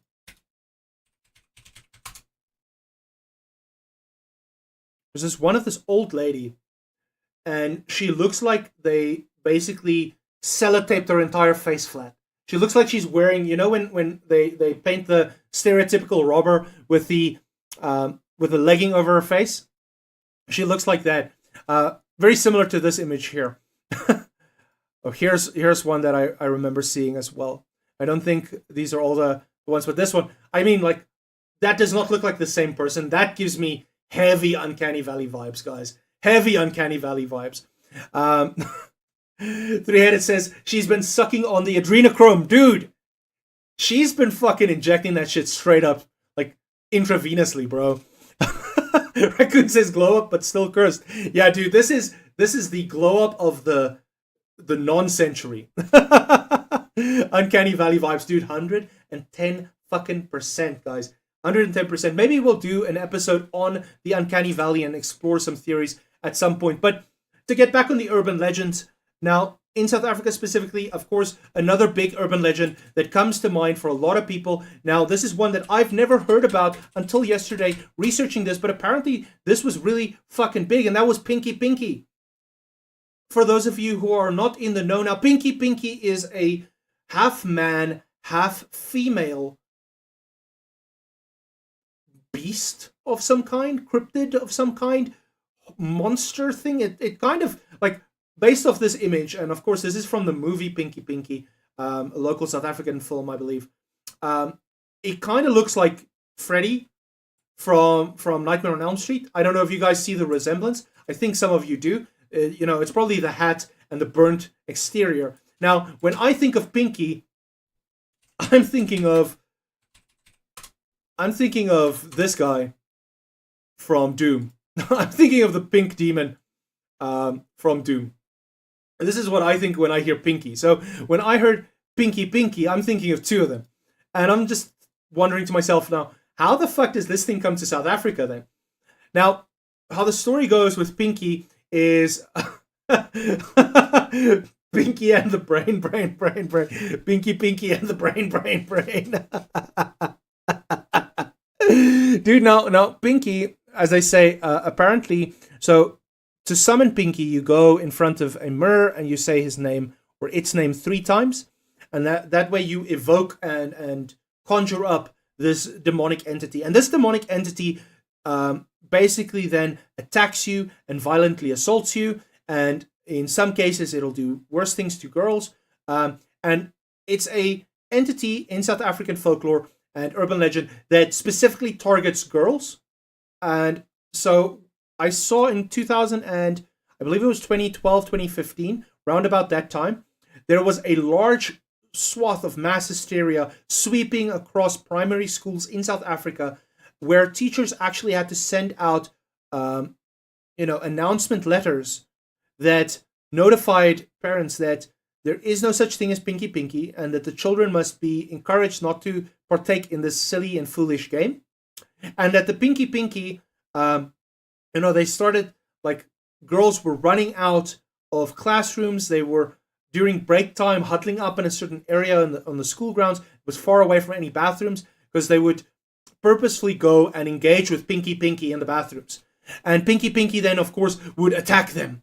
Now, I don't know if the Pinky Pinky story has any merit to it. I do think there's a lot of delusion about it and a lot of, like we said, mass hysteria surrounding Pinky Pinky. But I definitely think that Pinky is one of those urban legends that was based on something else. It gives me very, very much Bloody Mary vibes. It makes me think of Bloody Mary, Bloody Mary, Bloody Mary into a mirror. Now, obviously, I just said it 3 times, and for those of you who do know, cameras actually have mirrors in them. So did I just conjure Bloody Mary? I don't know. You decide. But anyways, same thing with Pinky Pinky. So Pinky Pinky is basically just the South African, more scuffed up version of Bloody Mary, in my opinion.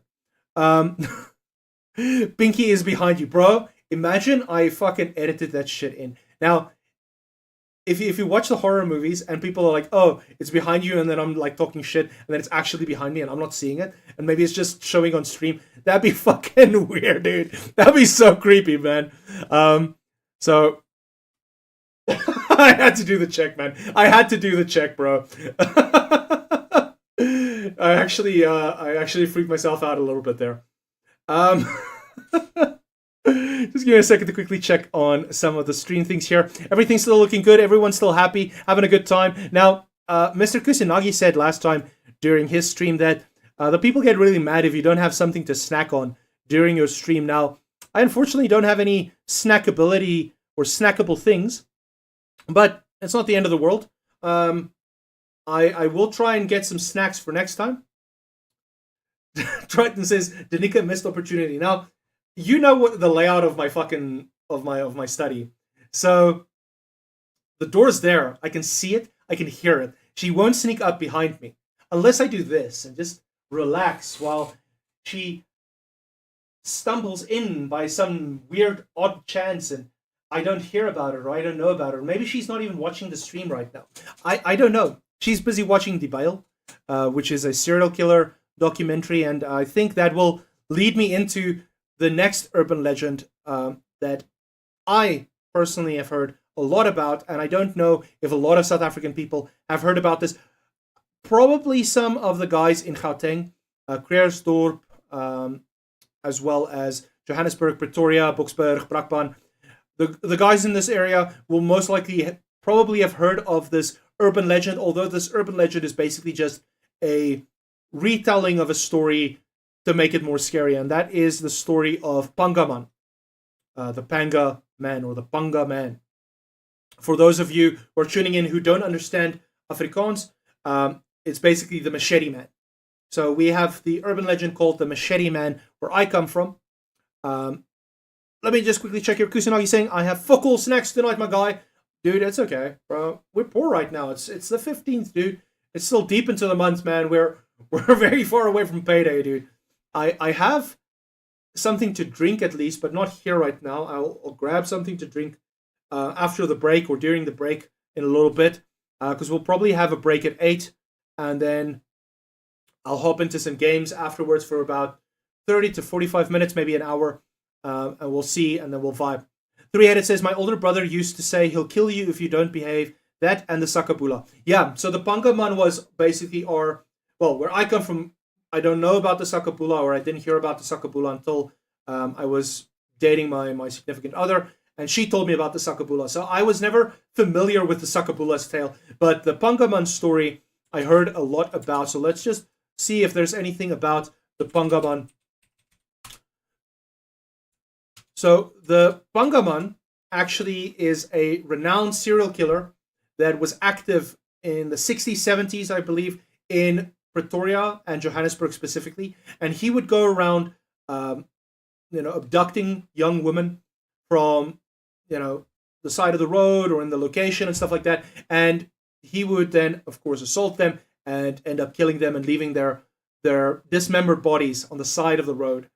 And the Pangaman used to use a machete as his primary weapon to kill people.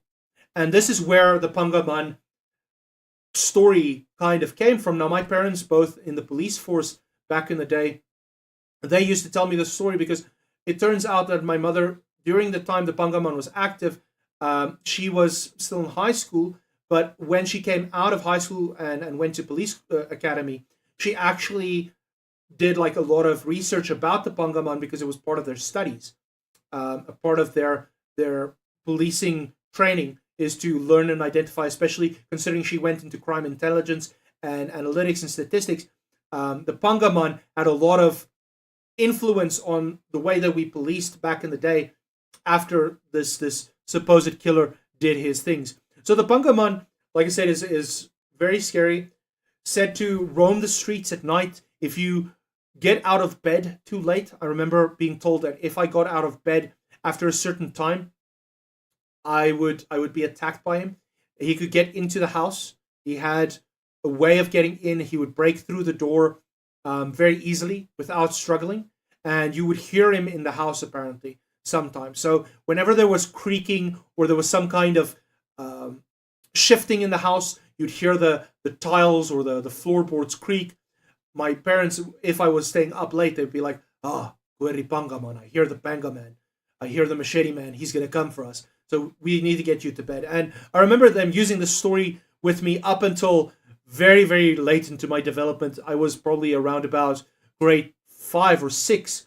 They only stopped telling me about the Panga man. However, my parents did replace the Panga man around about grade 5 with another story. Now, for those of you who don't know, I used to stay in a place called Kestel in the Eastern Free State. And Kestel is a big, well, very small town, dorpie. Downtown. Very small town. Very small farming town, if I could put it that way. Downtown. What the fuck am I saying? So a very small farming town. And it only had one paved road. The rest was all dirt road. It's still that way to this day. And we used to stay in one of the asbestos houses that was on the edge in between the informal settlement and the town. And it was very, remote, kind of out there. Wasn't good signal, so you couldn't really connect with people over the phone or call people. Or, well, back then we didn't even have, we had Mixit, but I wasn't on Mixit back then. So we didn't have a lot of messaging and stuff like that. And I remember these big windows, these really big fucking windows in the house, on two sides. Two sides of the house had no windows, and the other two sides had all the fucking windows, basically from edge to edge, just windows. But these windows were so large that it was a hassle to close the curtains. So my mother decided to create her own little urban legend, specifically for me, to get me to close the fucking windows. And these windows were basically used as the last line of defense, and the curtain was the first line of defense, and that was for the man with no eyes. I don't know if you've heard of the man with no eyes, but I firmly believe that it was my mother's undoing. Whenever I try and research the man with no eyes, I get some snippets about the series called Yellow Jackets. Never fucking watched it. Maybe I should. I heard it's very good. But I hear about the man with no eyes, and my mother used to tell me about the man with no eyes. He'd be staring at you. And I remember that freaked me the fuck out. And that urban legend got me to close the windows or close the curtains every single night. I'd close the windows super early at in the afternoon. I'd start closing them at no later than 4 p.m. and the curtains were closed at 5. Even if it got dark only at 6, 7 p.m., I would close the curtains at 5. I would not take any risks. And one day what happened was I was staying up, I was staying outside a little bit later because I'd like to play outside in the dark. In our big yard, we had a really big yard, and you play Army Man and stuff like that with your BB guns and whatnot. You run around and have a good time. And I would play, and I went in a little bit later than usual, probably around about 6:30 to 7. And as I get in, I decide to go close my window and my curtains, of course, which I didn't do earlier because I was spending the entire day outside. Now, this was, of course, many, many months or years already into the man with no eyes story, but initially I wasn't as scared by it. It freaked me out, but it didn't put a hindrance on me. It didn't make me do it religiously. It just made me do it. And sometimes I'd be a little later than other times, but sometimes I would still have the curtain open when it would be middle of the night. And this night I decided to, push the limits, stay outside.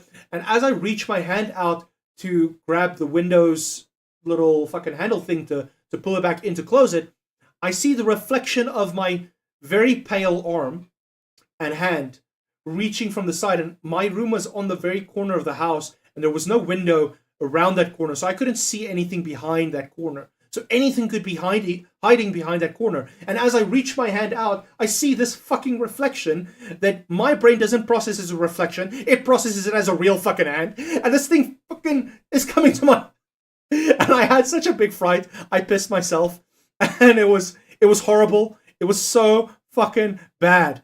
I immediately closed the window, closed the curtains, and I was running to my mom. Mama, and it was they had such a laugh at my expense.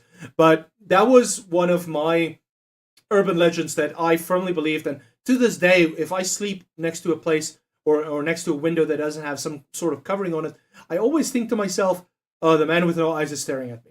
I don't ever take it that seriously anymore, but nowadays I still think about it. Last night I thought about it a little bit because I had one of the windows open with no curtain over it, and I was like, the man with no eyes is staring at me. And it's still to this day. So have you guys ever heard of the man with no eyes? Let me know in chat if this is something that was designed by my mother to scare the shit out of me and teach me a lesson, or is this something that you've heard about before? Brandon says, have you heard of the Highway Sheila? My guy, we actually discussed the Highway Sheila a little bit earlier today, or a little bit earlier in the stream. So you unfortunately missed it. If you want to check it out, you can hop onto the YouTube replay later on. If you want, I can post a link to you at some point as well. Share that with you. Drop me a message or send me an email. Which reminds me, let me just send that email again to us so you guys can send me your stories, send me your tales. I'd love to hear about you, about your experiences. I think this might be trauma, sir. No, it wasn't trauma. It was an urban legend. It was an urban legend, I promise. No, it was an urban legend that my parents used to tell me, and I believed it firmly. Of course, there were some long tales. There were some tall tales that they told, like, you swallow the pip with the fucking of the watermelon, and the watermelon grows inside you. That was traumatic. But the man with no eyes, that shit was creepy. And later on in life, before my mother passed, when I was still in high school, she actually told me that it was mainly because if you're standing outside, and of course it's super easy to see this now, if you're standing outside of a lit room and you look in, you can see everything. But a person inside a lit room looking outside necessarily can't see as much and can't really see what's going on outside. So there obviously would be people, if you were to leave your curtains open, who can stare in. Now, of course, the man with no eyes is just a scary figure to attach to this lesson of hers. But yeah, that's that was one of those things, guys. That was one of those things. So the other urban legends that I wanted to briefly touch on, a couple that I just wanted to run through, because we are running out of time a little bit here for the story segment of the stream. Now, for those of you who are tuning in, new watchers, thank you so much for hopping on. Don't forget to drop a follow or a subscribe on YouTube, follow on Kick and on Twitch. Really appreciate that. Thank you very much for the guys who followed tonight. We got some fucking massive, awesome numbers looking on the follows tonight on Twitch, and some subscribers popping in on YouTube as well. That's pretty fucking cool. Thanks a ton, guys. But yeah, so for you guys who are tuning in, usually with these kinds of streams, I do a little bit of a chatting section for God knows how long. I really enjoy just, chatting and having a good time.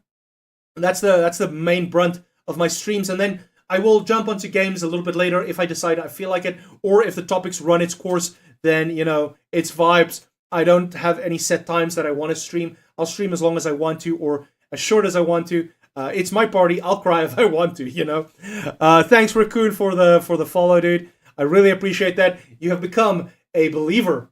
Very good, very good.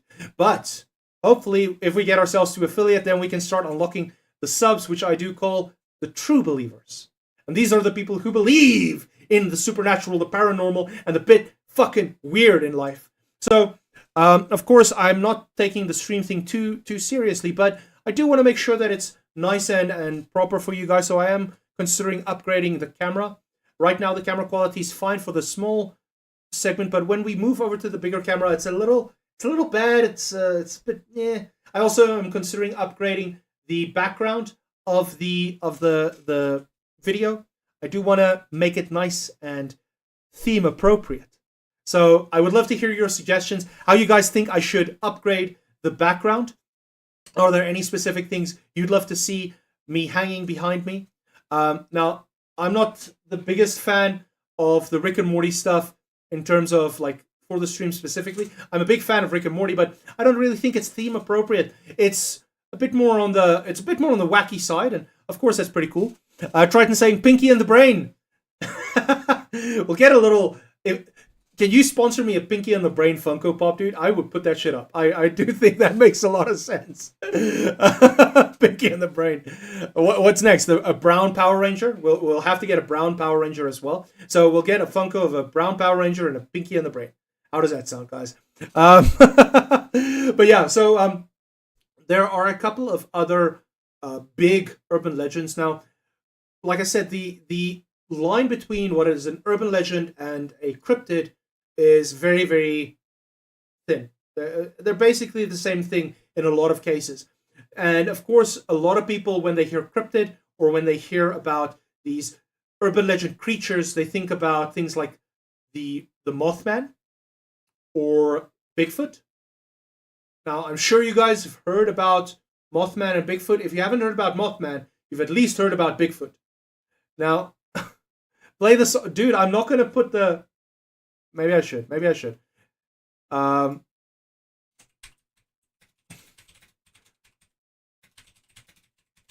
the only thing I'm getting here is Pink Eye, dude. I'm not gonna listen to Pink Eye in front of all you. But yeah, Mothman is fuck. Why can't I use the right words? Mothman supremacy. Yes! I love hearing the people saying Mothman. Mothman is the best. Mothman is better than Bigfoot, guys. I do like Bigfoot. I'm a big Bigfoot believer and enjoyer. But I am a firm fucking believer in Mothman. The Mothman effect, bro. Mothman is awesome. So, Mothman is so fucking cool. Mothman has so much lore behind him. So much awesome things. Now, I want to ask the guys in chat, do you think that Mothman... A couple of people are suggesting that Mothman is some sort of messenger angel of some kind, some cryptid that announces some kind of bad things happening. It's kind of like a doom prophet of some kind. Whenever it comes around, it signals a warning of impending doom, impending tragedy about to happen, like the bridge collapse in the US. Now, the exact specifics, I don't know too well, because the Mothman we're going to get into on Friday's stream. So if you guys want to hear more about cryptids and cryptozoology, specifically the Mothman, Bigfoot, Nessie, we're also going to be talking about the Grootslang in South Africa, which is one of our big cryptids. We also have the Waterbobbejaan. So I want to talk about the Waterbobbejaan, which is South Africa's own version of a Bigfoot. So we also have our own version of a Bigfoot. I would love to talk about them. There's also another creature that popped up when I was busy researching a little bit about South African cryptids, and that was specifically, let me just quickly see if I can find it here. So we have what's called the Impundulu, which is the lightning bird. I'm going to pop that up on screen for you guys now. So we have what's called the Impundulu, or lightning bird, and they say it's a Xhosa folklore bird that's just basically a giant thunderbird. For those of you who are in the know about thunderbirds, it's a very big bird that summons thunder and lightning. It's also one of those myths that does happen throughout a couple of cultures. So the Impundulu is just our version of the lightning bird. They also have, just moving on. Oh, here's another hitchhiking ghost, Vera, that is about the highway Sheilas as well. They also have the Inkanyaba. Or the Inkanyamba. Now, I didn't read too much about the Inkanyaba. I don't know about it too much as well. But apparently it's a giant serpent-like creature that dwells in the water. Now, I will tell you about another cryptid, an urban legend that recently came to my attention about water-based cryptid. But I'll get into that. They also have the Pinky, the Highway Sheila. But here's the one I wanted to talk about. The Kamapa, guys. The Kamapa, or the swallowing beast. Now, What the fuck is this thing, guys? What the holy shit? What the hell is that thing, bro? What the fuck? This thing is crazy. So the Kamapa, let's just zoom out to a reasonable size. In Sutu folklore, the Kamapa is a monstrous creature that swallows everything in its path. It consumes more, it grows larger. Sounds familiar? Sounds like the ANC. As it consumes more, grows larger, this terrifying beast is often described as a force of nature, unstoppable and voracious. Some versions of this legend suggest that the Kamapa may even devour entire villages, growing more and more powerful with every creature it consumes. What the fuck is that thing, dude? What the hell? So, Three-Headed saying, play the Mothman song. No, bro, I'm not gonna play the Mothman song. I'll get copyright strike, bro. The Mothman is like big name, bro. Big name in the industry, bro. It's like Disney. You don't want to fuck with Disney. No. Angels look far more creepy than our homeboy Mothman. My guy, Mothman looks... Mothman, okay, he does kind of look like a vibe, though. But this freaking image of Mothman, it does not bode well for my fucking sanity, bro. This one is kind of like, okay, this one sucks. I like this image of Mothman. This is my favorite rendition of Mothman. Or this one. This is the classic The Moth. I love this one. But yeah. Mothman personally tells me, ooh, I should suck off. Dude, do you channel Mothman on your grinder expeditions? Are you like, Mothman, tell me the dick. I need to know about the dick, bro. Give me the inside scoop about the dick and balls. Three-Headed saying the Kalahari mermaids, bro. Dude, and so I looked at the Kalahari mermaids. I also looked... Guys, this is real footage of the Kalahari mermaid. I think it's called the Karua mermaid.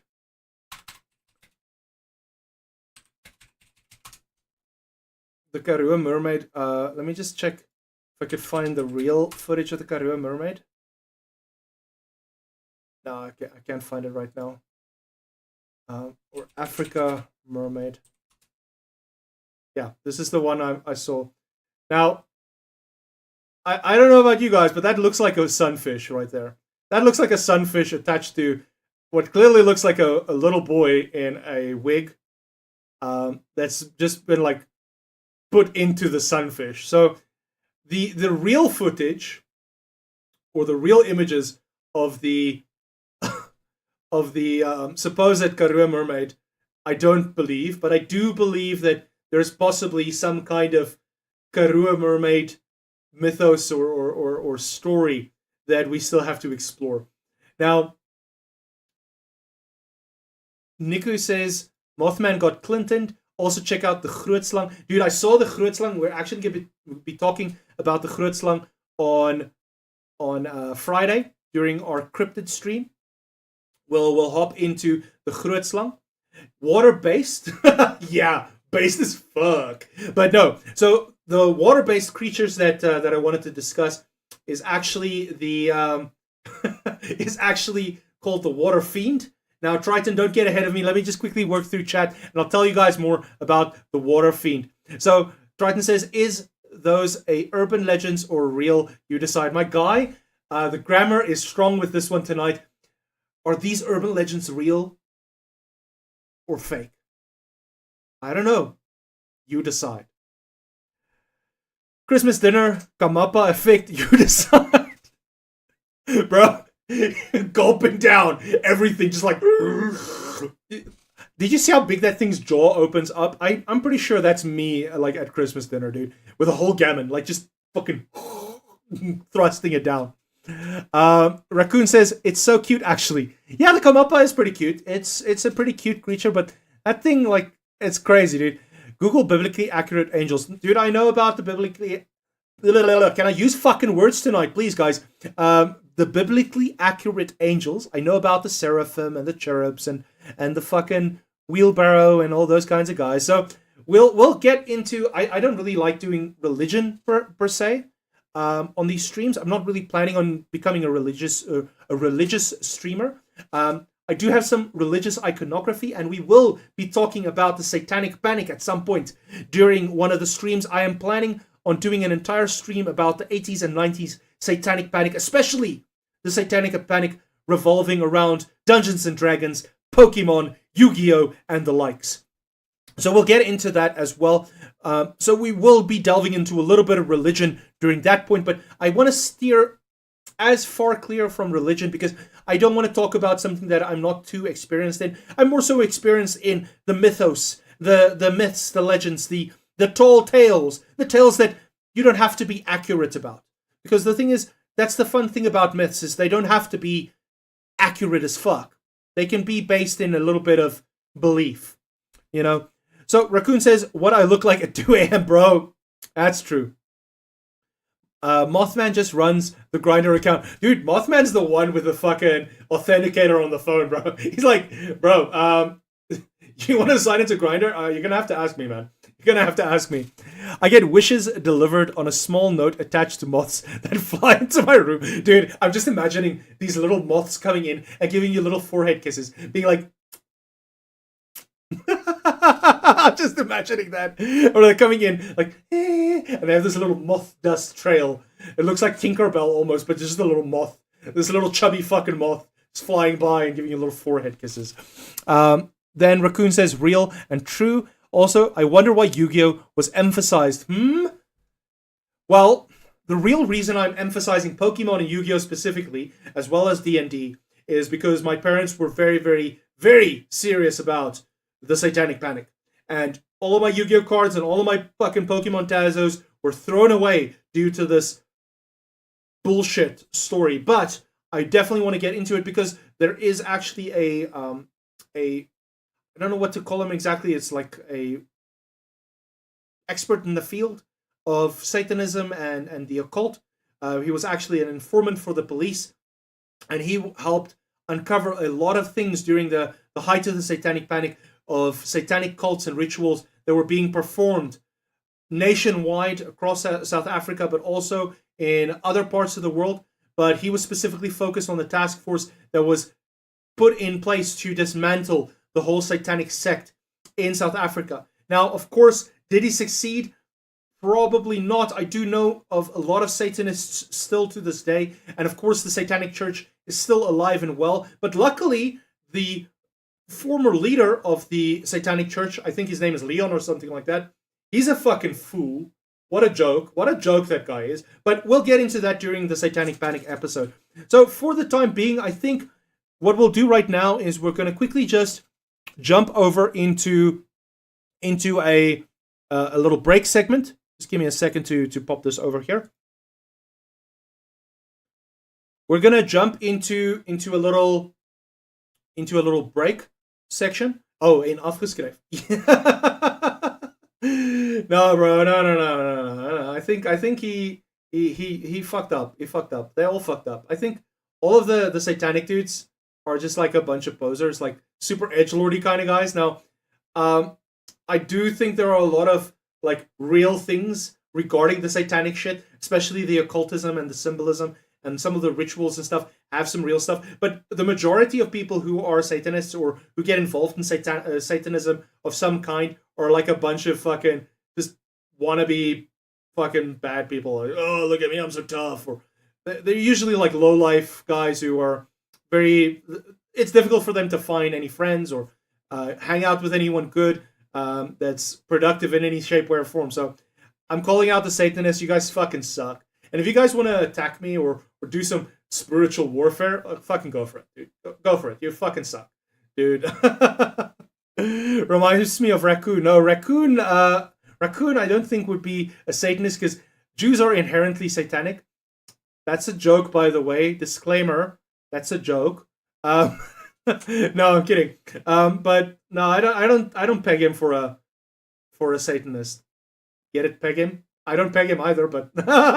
But yeah, I'm going to quickly go into a break segment just so I can get something to drink. My throat's really dry. And then we're going to hop into a game.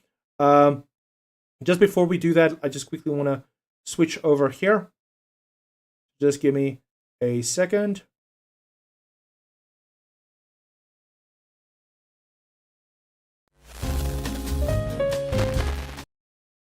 All right. So we're going to hop over into the BRB screen. Guys, I'll be right back. Give me a couple of minutes just to quickly get myself set up. But yeah, for the time being, I definitely want to revisit the subject. I definitely want to pick up again on urban legends at some point. There are so many cool urban legends in South Africa. And hopefully I've touched on some of the big ones, some of the ones that you might have heard of or know about. The Pinky Pinky was new knowledge to me yesterday when I heard about that for the first time. We are definitely Friday. We're going to be doing a stream on the cryptids of South Africa, or some cryptids of South Africa, and we'll also be doing a broad strokes kind of stream on cryptids across the globe. Talk about a couple of cryptids that some people have reported here and there. Maybe look at some real cryptid footage. We'll see how the stream goes on Friday. But yeah, so let me quickly hop out, and I'll be right back. Cheers, guys. See you now.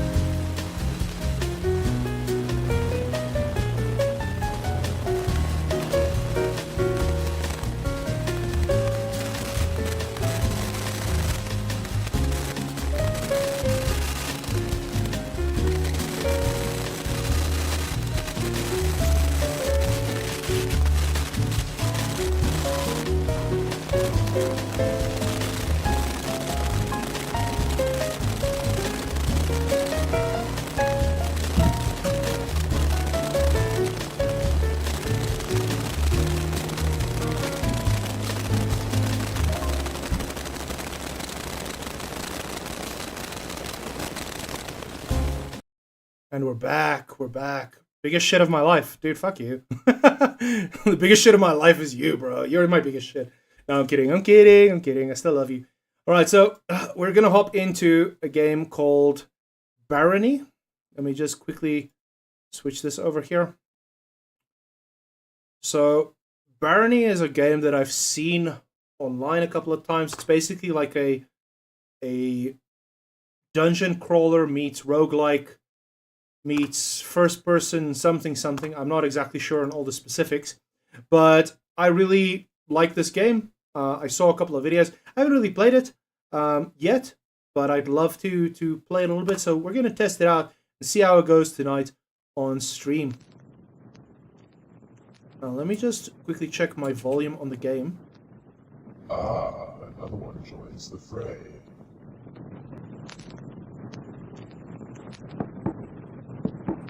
Okay, sounds about right. Okay, brand new copy of my journal, unidentified. Let's pick it up and let's read the journal. The brand new scroll. What the fuck? Okay, picked up some foodstuffs. Flawless rock. Identify this item to learn more. Sounds good. Sounds good.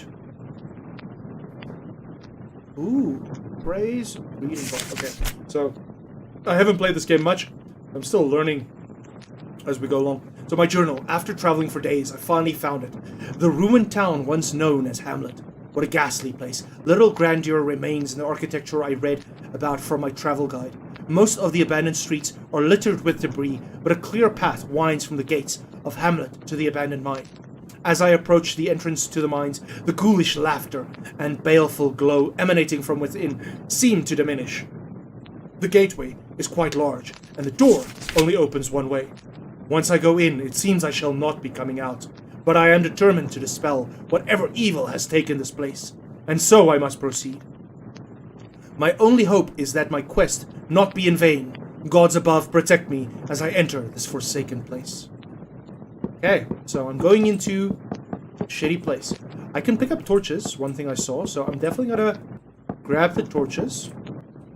We'll put the torches on first, and we'll also have the little kitty. I'll activate the switch and take this torch as well. Come with me, Mr. Torch. Okay. What is this? Okay. Use assist shrine. The assist shrine. Take up to 4 gifts to ease the adventure that awaits. Assist items are disabled in game settings. Toggle the option. Use assist items. Well, we're gonna use assist items because I haven't played this game yet. Let's confirm. Go back. Assist shrine. So, Cloak of the Guardian gives me damage resistance and trap resistance. I can have an excellent Marigold. Gives me HP restore. The neck grants revival on death, restoring 50 HP. Disintegrates on activation. Or the Flawless Ring grants 10 XP, 10 max HP and max MP. That sounds good. I'll claim one of them. And I'll claim one of these. Let's go. Race is human. Class is Joker. Sounds good. Sounds good. Let's see, is there anything else here? Spells? Haven't learned any spells. So let's check what's going on in Barony. We'll enter the dungeon. Descend the ladder. Welcome to dungeon level 1. Well, good luck, human. Ooh. Okay. Worn hood and identify. Oh shit. No! Stay the fuck away from me!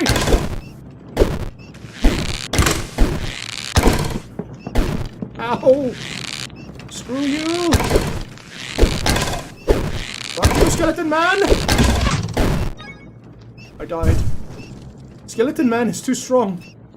Skeleton man is too strong. Now, the thing about this game is it is a roguelike.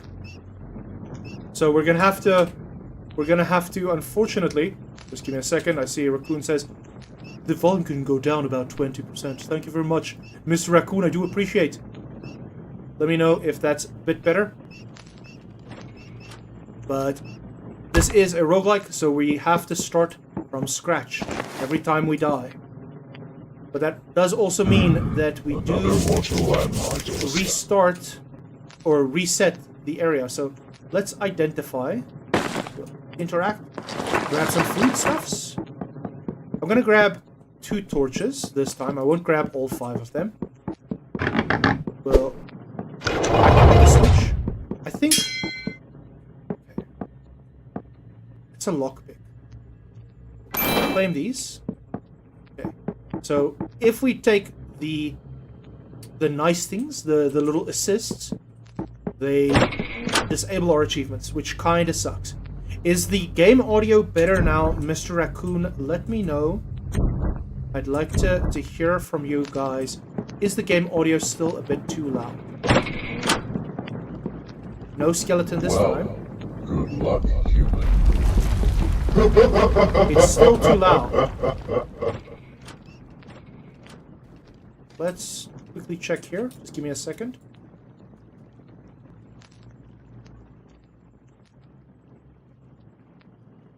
Is that better? Let's check. Is this better on the game volume? Let me know, guys. I don't wanna kill you guys with too much audio. Okay, so let's just take this away. We'll smack this with a fist. I think fist sounds good. Ooh. Torn scroll labeled Eld Bib Hilo. Okay. What the fuck does that do? Read? The scroll is blank. Interesting. Okay. Interesting. Thank you, Triton. I thought I was tweaking KW. This is epic. Okay, so I'm assuming the volume is better. But right, let's check. There's another scroll. Let's read this one. This is a letter. Our exploration of the Devil's Bastion has failed after an extended... Fuck, I can't read fast enough. Let's just read it again. With the dungeon's inhabitants. Extended encounter with the dungeon's inhabitants. Okay. There's something over there. Saw a shadow. There's a shadow. I don't like the shadow. Shadow can get fucked. Oh, it's a mouse. It's a rat. Fuck you, rat man. Ratma. We'll bang this with the sack as well. Sack give me good stuffs. Flawed ring. Unidentified. Ooh. Moldy cheese. Serviceable blindfold. It's accursed. It gives me minus 10 perception. Oh, gosh damn. No, that skeleton dude looks fucking too rough. We'll go 1. Yes, come Skelly. No, don't come Skelly. Stay away, Skelly. Stay away, Skelly. I don't want to fight you. Never mind. Now, one thing I do know about this game is that some of the items are cursed. Because I did a quick run just to see if the game works on stream. And I accidentally ended up... What the fuck? There's a boulder here? Ooh. Environmental damage. But yeah, so I picked up an amulet. I put it around my neck. And then it choked me to death because it was cursed. So, interesting. The game has some mischievous nature to it. I do like that.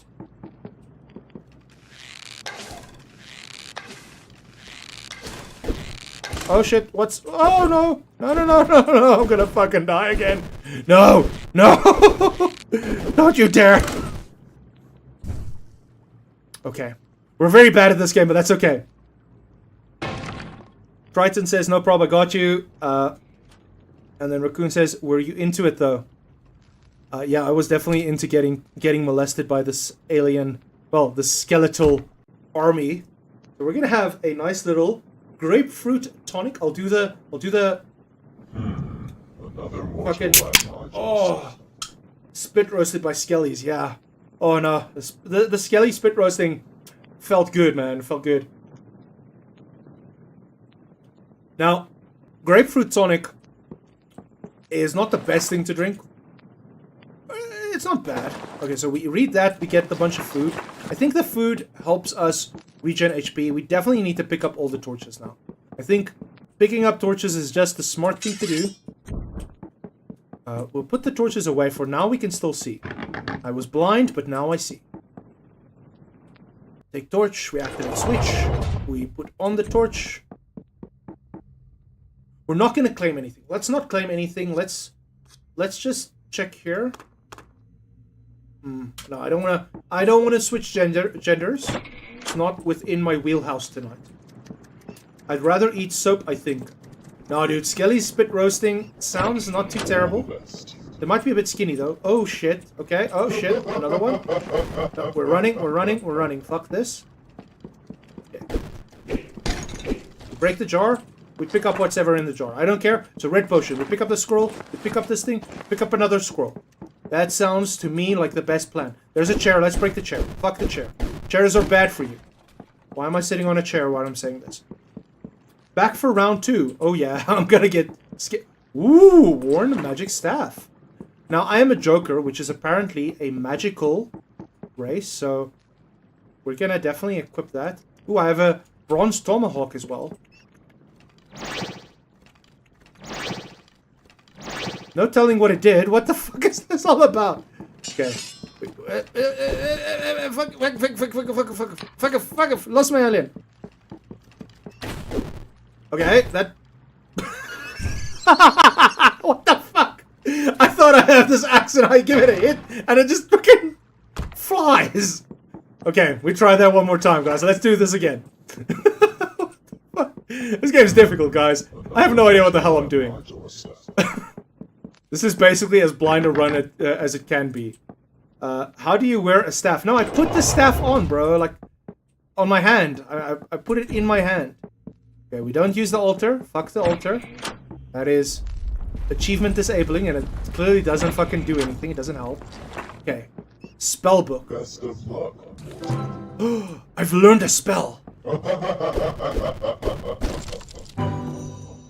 I have no idea what spell I've learned.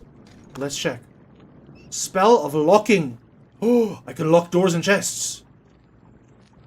I'm gonna ready this and put it on chest. Okay. I don't know how the fuck that worked. I picked up the staff again. Torn spellbook. Some unidentified things. Another thing? Oh, bronze axe. Okay. Bronze tomahawk. Okay, cloudy potion. We drank it. We drank it. We don't care. Okay. Identify this item to learn more. I don't have enough. We're gonna put it on. Okay. It's not harming me yet, so it's not cursed. A torn spellbook. Let's read it.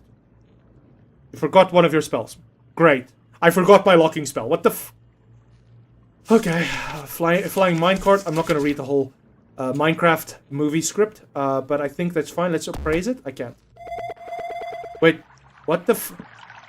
Oh, I got teleported somewhere. A flawless ring. A worn tin opener. A flawless amulet. A fish. Another fish. Ooh. Bed. Okay, dibs on the top bunk. I'll drink from the fountain. It's giving me speed! I'm on crack cocaine! I love this. Okay, inspect the gate. I cannot go out there, and I cannot go out there. Okay. The fountain is dry. Okay, now what? Do I read it again? That clearly didn't do anything. Oh! Yeah, that did something. Another axe. Another axe, and there looks to be... Okay, I am cursed to teleport in this playthrough. This is so cursed. Okay, let's just put on some things. Let's put on some things. We'll put the staff on. We'll wield the staff. Put on the flawed amulet. No, wait, I did... Oh, thank goodness. It was one of those amulets that started choking people. It's a worn staff. Big F, back to normal. No, bro, I'm getting TP'd the whole time. This is not good. This is not good. Okay. The tomahawk... I'm assuming I throw the tomahawks. Okay. That makes sense. We're gonna just hotkey this thing. As well. Let's read the scroll. Drink from the sink. And a cracked amulet. Let's put on the cracked amulet, guys. This is gonna crack us out again. Water breathing. Okay, I've got water breathing on this cracked amulet. That is cracked, bro. Okay, door is locked. I have a lockpick. But I'm gonna do this first. Do that first. What the... Why do they hit so hard? Why do they hit so hard?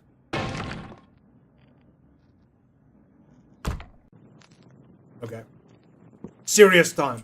Serious time, guys. Another one joins the fray. Maybe we should change our class. I don't think the Joker is for me right now. It sounds like an intermediate class. I know I'm a little bit of a Joker, and I thought that would have been really funny to do. But let's just... We'll change our class. We'll go with the Barbarian. Okay, at the start of the next game. So we'll have to die one more time, but... I think we'll be fine. I think we'll be fine. Is this a scenario like we had in the Black Mesa exploration? Where I said it'll be fine and I just died immediately? I never know. The Skelly is fighting the rat, and we're punching the Skelly to death. Yes. I have a sword, and I have a dream. Slightly aged cream pie, guys. I've got slightly aged cream pie. Serious. Okay. We eat the slightly aged cream pie. Can we eat the slightly aged... Okay, no, I've equipped the slightly aged cream pie. Interesting. Eat that. We read that. We pick up all the things. Okay. So far, so good. We eat the apple. We eat the apple. That did not produce what I thought it would. Thought it would give me, like, something. But no, it didn't give me anything. I clearly have much to learn. Much to learn. Brand new scroll labeled Thar. That is just specifically from Melly D. Thar she goes. Thar she blows. Okay. Are we making progress? I don't know yet. There's a fountain. And there is a eye patch! Well, I mean, let's wear the eye patch. Okay, the eye patch is vibing. We drank. It refreshes. Take the cream pie!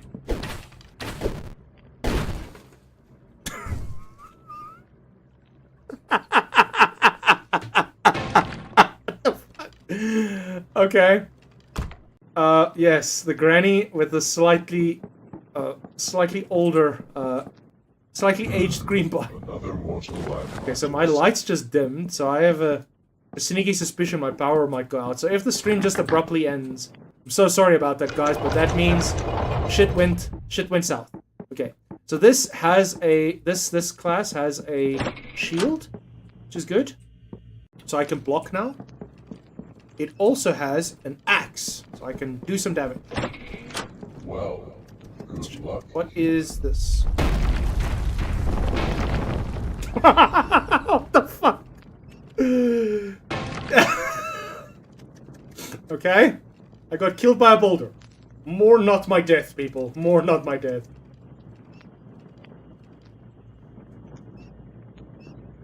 They didn't enjoy the slightly aged cream pie, my guy. Okay. That was unfortunate, guys. We'll grab the torches once again.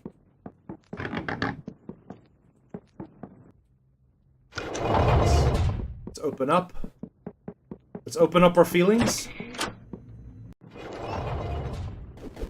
Shield came in at... Dude, that shield blocked the entire boulder. Skill issue, he says. Fuck you, raccoon. Okay, now it's very dark. I don't like this. I don't like where this is going. Okay. We have a torch now. And we have a dead end as well. No boulder in sight. That is definitely a bad thing. Okay, we killed a skeleton, guys. We killed a skeleton. We'll take a celebratory little victory sip here. We killed a skeleton. We're making progress, boys. We're making money moves. Faded spellbook. Can we use the spellbook? Okay, we have the... Do we have cream pies? No, we don't have any cream pies. We read the faded spellbook. Not yet learnable. Okay, interesting.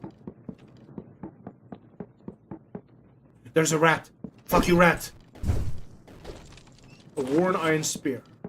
Okay, that sounds serviceable. Fresh meat. Nom nom nom nom nom. Okay.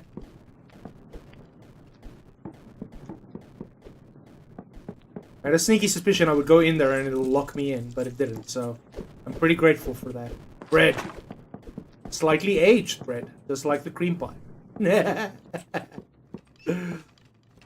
Jesus would have avoided that boulder. Yeah, he would have. He would have. I'm gonna get cooked again. Oh, dude. Just as I killed him. Just as I... Oh, fuck, man. Okay, fair. But my barbarian is leveling up slowly but surely. Never mind, he reset. That sucks. Another mortal and module assessment.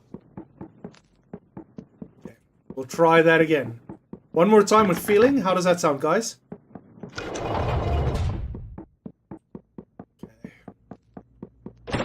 We now know, at least, that we need to be careful. We're gonna leave the torches up in here. The jar. Okay, the jar is giving me gold. Ooh, I can exit the dungeon floor. So when I'm done with the dungeon, I can exit. The gate is opened elsewhere. Let's break the crate. Maybe there's something in the crate. There's gold. Okay, there's a little bit of gold.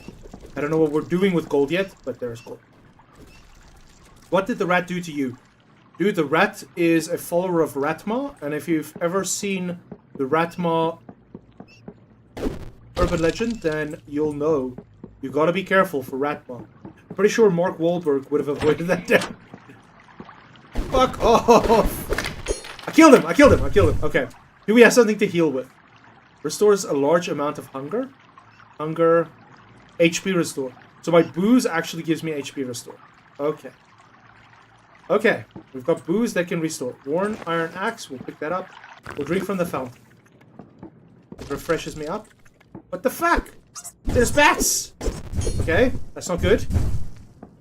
So the water-based urban legend that I wanted to talk about is actually called the only Water Fiend. Now, the Water Fiend is a urban legend that's supposed to be a warding spirit that helps protect the South African coast against Chinese drones, especially tire-based drones.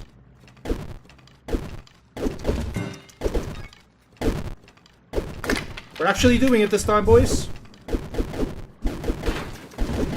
Are we doing it? No, we're dead again.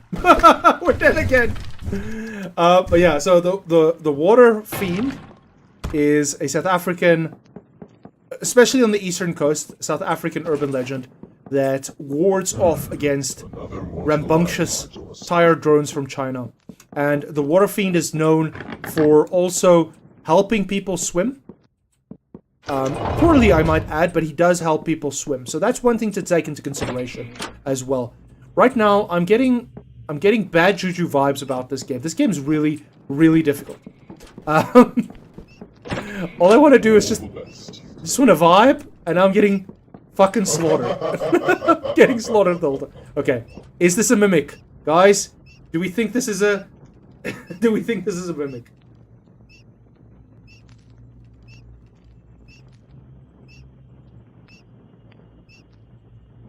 My face when I'm a water fiend. Rubber based.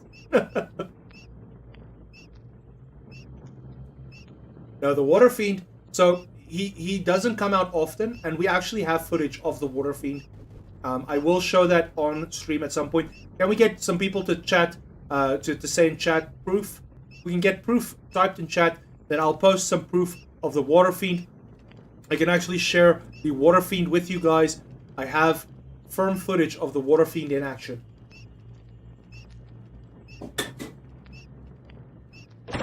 Okay, I've picked up a lockpick. We'll take the lockpick.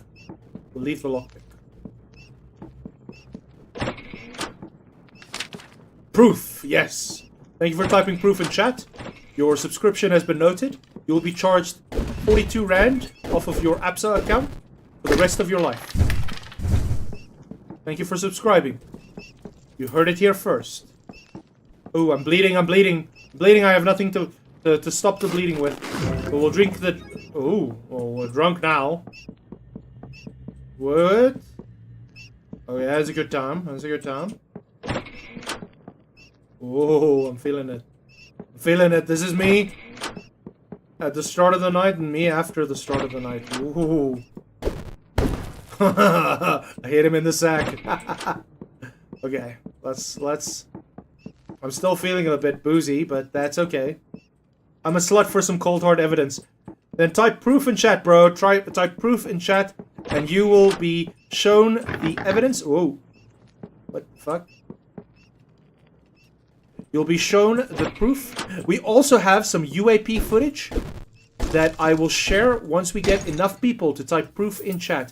So if you want to see the real UAP South African footage that was taken by the one, the only Danica, then let me know and I will post that on the socials for all you guys to see. If you want to find my socials, you can find my socials linked on all of the different channels and different platforms. But don't forget to follow, like, and subscribe. I really appreciate all of your support, guys. We need this to please the CIA algorithm so that they can stop chasing my dogs away. Because I still need these dogs to be able to determine where the white dog poop goes. Okay. Can't attack through it. I can't attack through that either. Okay. There's a rat. Worn lantern. Okay. Oh, what happened? What happened? I'm gonna Maxim you, skeleton! Drink from the sink. Blocking has been increased, guys. Moldy tin. Okay, I still see no aged cream pies. Of course, if we have aged cream pies, that will be our main weapon. Kid named Evidence. That's pretty fucked, bro. Ooh, it's the Ratma. Ratma is dead. Ratma has been taken care of. But what is left? Okay, bubbly potion. Okay, it inflicts blindness. I don't want to do that. We're appraising. We're checking the Worn Lantern now. Let's see what the Worn Lantern has in store for us. Ooh, it provides light. Okay. Plain potion of confusion. And this moldy tin, what does it give us? Stores a large amount of hunger, requires a tin opener to eat. And the Zelgomere scroll, what does that do? Can be inscribed to imbue magical effects. Please disregard the previous letter. Interesting. Okay, plain potion of sickness. Can be consumed or thrown. Okay. We still need methods to heal up. Right now we're in a bit of a bad spot. Flawless ring. Let's wear the ring. We'll bedazzle. We'll do that. Put it on. Okay. The ring yanks gently at your finger. I don't know what it does, but we'll wear it for the bedazzling factor. Well, dibs on the top bunk, apparently. That's... What? There's a person. Oh shit, I killed a human. Accidentally. That wasn't very cash money of me. I'm so sorry about that person. That's okay. I got TP'd again, what the fuck? Okay. Wait, WTF? Ratma is dead. We will not praise Ratma in this household. This is a Ratma-free household. We drink from the sink. New spell. Okay. Decrepit wooden shield. Is it better? +0 on the armor class. We'll put on the helmet. And we'll put on the breastplate. We gotta get those boobies. +1 cock ring. Yes. Yes. Very nice. Sturdy cock ring. Oh, fuck. What's going on? Ah, Ratma will not survive. Killed the rats. I've killed the rats.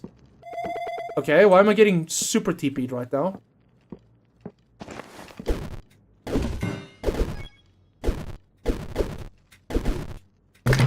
Yes! Let's go!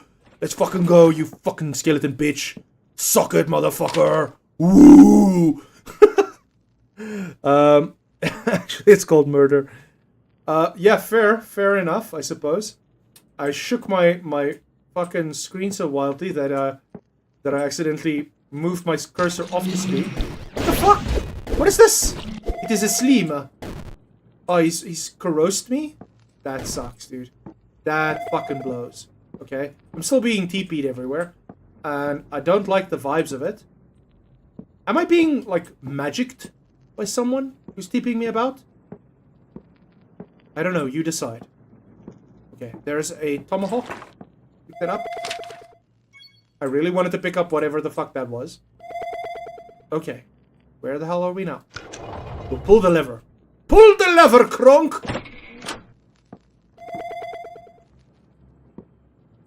This TPing thing is getting, like, really fucking ridiculous. I wonder what's causing me to TP about like that. So we're using a serviceable iron axe. Gives me +6 damage. This is +1.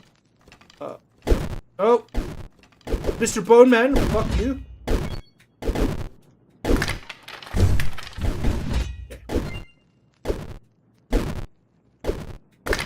Haha! Pick that up, we'll pick that up, we'll pick that up before I get TP'd away again. Because I will get TP'd away again. Okay, we'll go to the next level. What? My Minotaur is We'll hungry. trade with Yoshi. What a pity if you should be here when he arrives. Shit, there's a Minotaur? Doesn't sound fucking very kosher. Okay. I don't have any gold, or good enough gold to purchase anything. Where do I see my gold? Okay, I've got 121 gold. The teleport is actually so goated. Bro, teleport is kinda fucking jank as shit, bro, because you can't fucking control it. Okay. I can't attack that. I'm so overloaded. Is there a way I can... Okay. Armor class 2. Gonna put that on. Put on the boots. I swear this thing's gonna TP me right into the Minotaur, and that's not gonna be good vibes for anyone involved.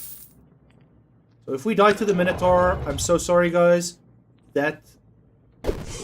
Oh shit, it's a troll. It's a troll.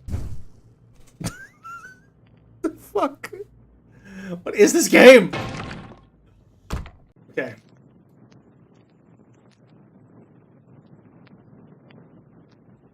Another one joins the fray. I have push. I'm able to move boulders. I thought that was an over-encumbered icon, but it turns out it isn't. GG. Milan just murdered me. A salty little troll. A little curry troll. A little tandoori troll. Okay, let's... That was a better run than the previous one, so let's see how this one goes. Fuck you, Ratma. Fuck you, second Ratma. Okay. We got some rat pork chops. And we haven't been TP'd yet. That's good. Activate the switch, because that's the vibe. Nothing in that hole. Nothing in the hole. Okay, we're in the barracks. We're in barracks. We'll drink. Pick that up. Fuck you, Ratma! We'll drink that as well, and we'll pick up something. Oh, worn iron helmet. We'll wear it. I mean, doesn't seem terrible. A rough ring. And a flawed ring. Put on the rough ring. Still don't know what it does, but we'll put on the rough ring because I think that's a vibe. I hear things walking about. Serviceable wooden shield. I think we already have one of those. But this one does seem to have some additional stats. Let's check appraising. 2+ to the armor class, so it is better. Provides additional AC while defending. We gotta pick that one up. Ah, it's a mimic! It's a fucking mimic!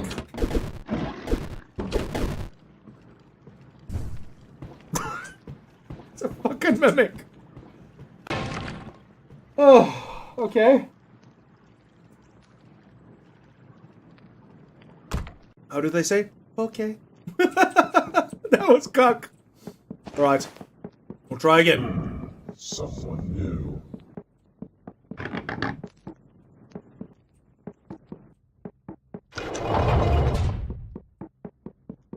We'll try again once more with the warrior class, and then we'll switch over to a different class again. We'll try another class to see how that goes, but yeah, so we got mimicked as fuck. That was unfortunate. Very, very highly unfortunate. Cart has gold. Good. It's locked. I don't have a lockpick on this character. Pick this up. Staff. But I need it. I'll drink the fountain shit.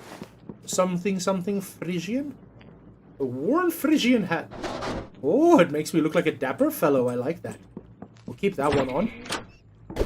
Fuck you, skeleton. That's the goated move. Goated strat is just attack quicker than your opponent. Open this up. We can move through here. Open that up as well.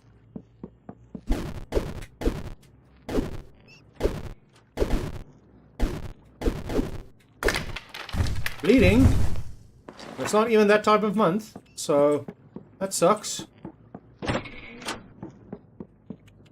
Okay. I've lost some blood. I'm gonna bleed out, guys. I'm gonna bleed out. I do not know yet how to stop the bleeding. Okay, I stopped bleeding. As I say that. Ooh, what's this? What's this? A flawed amulet. We will put it on.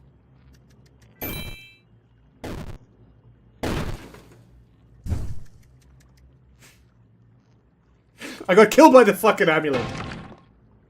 Okay. That clearly wasn't the best move, guys. So let's... We'll do this. We'll grab our shit again.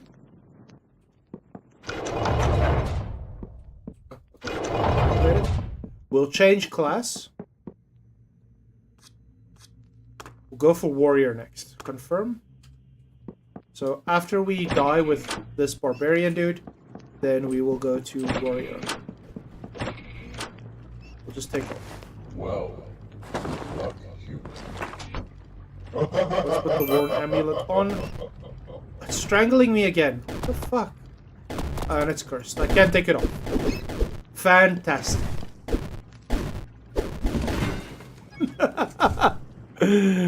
Okay. Note to self, don't just put on amulets in this game. They're all cursed. All the amulets are fucking cursed. Okay, we've got a spear. It means we've got some range. I think that is definitely a stratish kind of move. Another one joins the fray.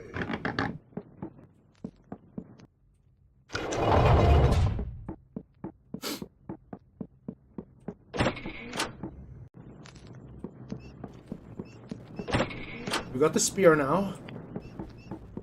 All the best. I hope this gives me some range to myself. It does give me some more attack speed though. Killed the rat. That's good.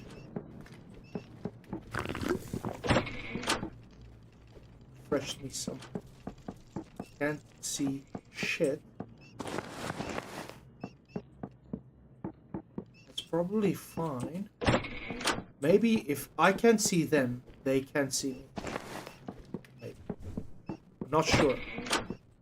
Okay. So far, I don't feel like we've caused too much mayhem. We'll go in this direction. Let's check what's going on here. Picking that up. Okay, sounds good, sounds good. Ooh, decrepit shield. Okay, that does not look good. Okay, this polearm attacks so quickly. I love it.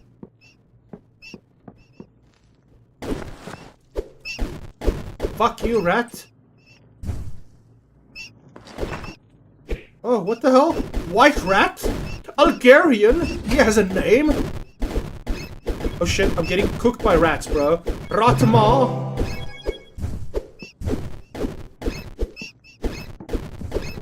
I killed Algeron!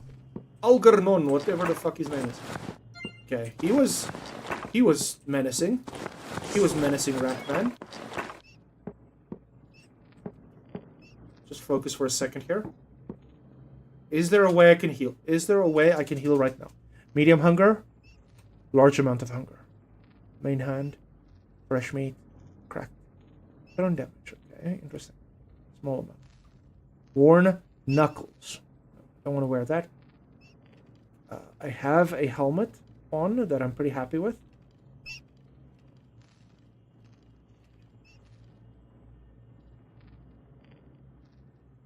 I don't have anything to regen HP with. So I think we'll have to just be cautious. I can go to the next floor. That's good. Rough ring. Okay. Also a bronze sword. Ratma! Fatsua Voken Vorsi? Fatsua! Okay.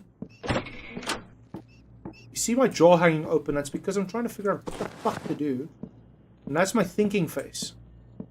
It's like half a gaped jaw. Okay.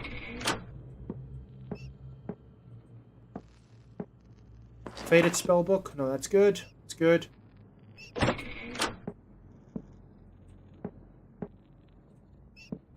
Let's not open too many doors. I think opening too many doors would be a bad... No, not another Algeron! Okay. At least the rats don't do a lot of damage. But there's a lot of rats. That's the other fucking shit.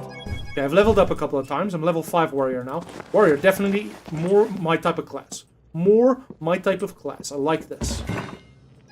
Okay. Whew. Skills list. Right.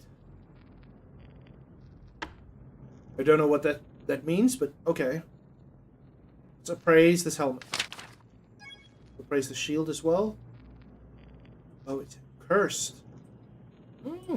Okay. Uncursed. That's a pretty good shield, not gonna lie. See what else we will uncover. In the meantime, we have to take it nice and slow and easy, else we're gonna get cooked again. And of course, we're making some progress for once. We definitely don't want that to happen. Pick up the gold. Pick up the gold. Another Ratma. Fuck you, Jerry! You Ratma!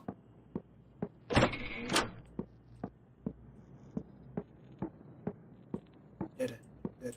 That's fine.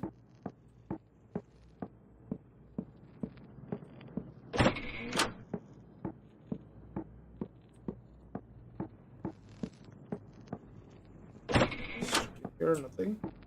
Check it here as well. I like that there's a little mini map on the side that I can use to keep my wits about me.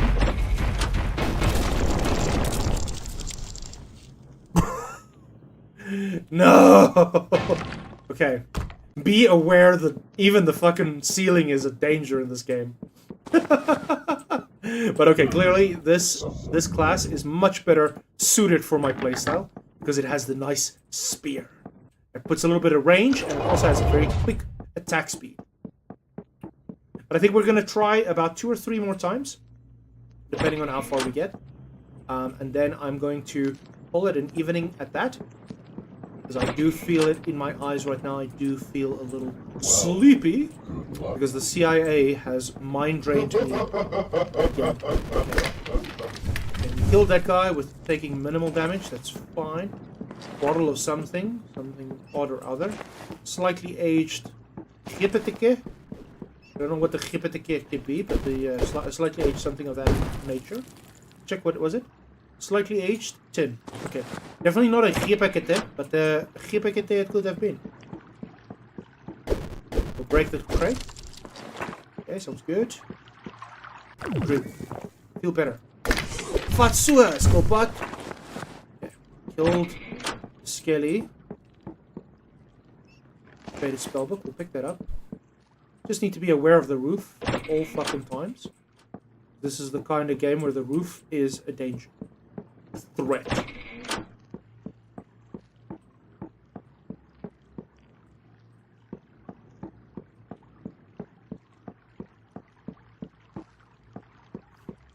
Okay. Dead end. There. Gold. Brighton says, okay, ek's lief vir jou, maar ek gaan nou slaap. Lekker slaap, Brighton. Thanks, brother, for tuning in. I really appreciate it. I'm also almost wrapping up. But thanks very much for tuning in, my guy. I hope you had a lovely evening. And I hope you learned a lot about the urban legends of Southern Africa. Check you on the next one, bro. Check you tomorrow.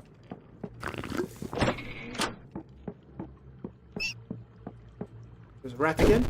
Fuck the rat this time. We got some cheese. Moldy, but cheese nonetheless. Down here. Now this does remind me of one of those games where you kind of have to explore every nook and cranny, because the escape is, you know, it's pretty obvious. It's where, like, it's close by. You can quickly get to it. Fuck. Another Ratma.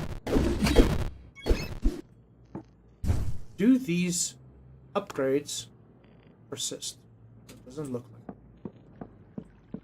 I wonder what the perma upgrades are, or are there perma upgrades in this game? I don't know yet. But that would be cool to know. Break the jar, we'll grab the things. Break the jar and grab the things. I think this will be the last round I try. I am, like I said, I'm feeling it. I'm feeling the fucking tiredness. I don't trust you, Chest. No, I trust you. Give you a little spanky poo and you seem okay. White book. Interesting. I wonder what the white book could teach me.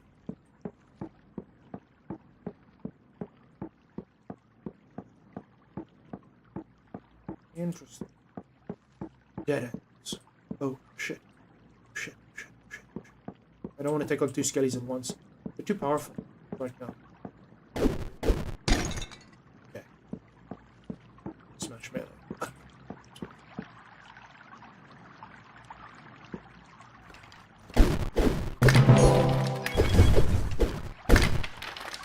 Ooh, okay, that was a bit stressful right there for a second.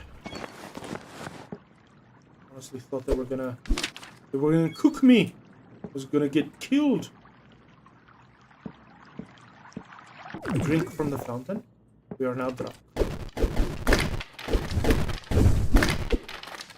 We have taken some hits and we are bleeding right now, but right now we're still looking pretty.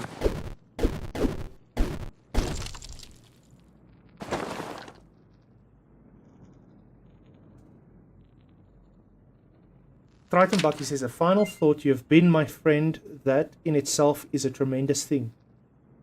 Yebia White, for me, it itself is a terrible thing.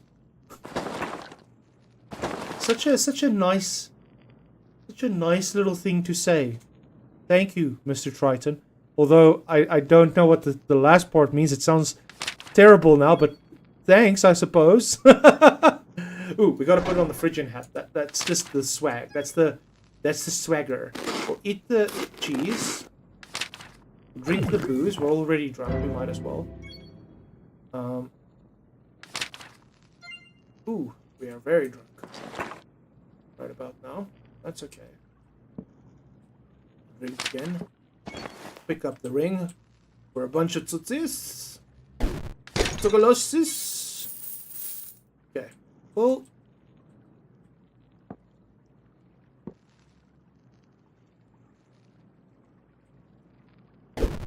Ooh, we can break down the wall. Oh, shit. It's like the opposite of what Tron wanted. Having a pain in my neck.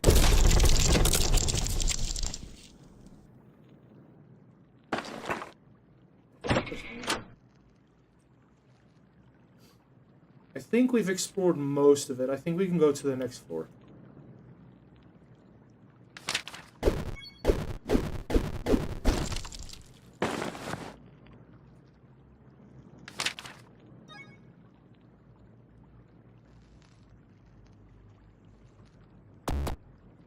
Read that.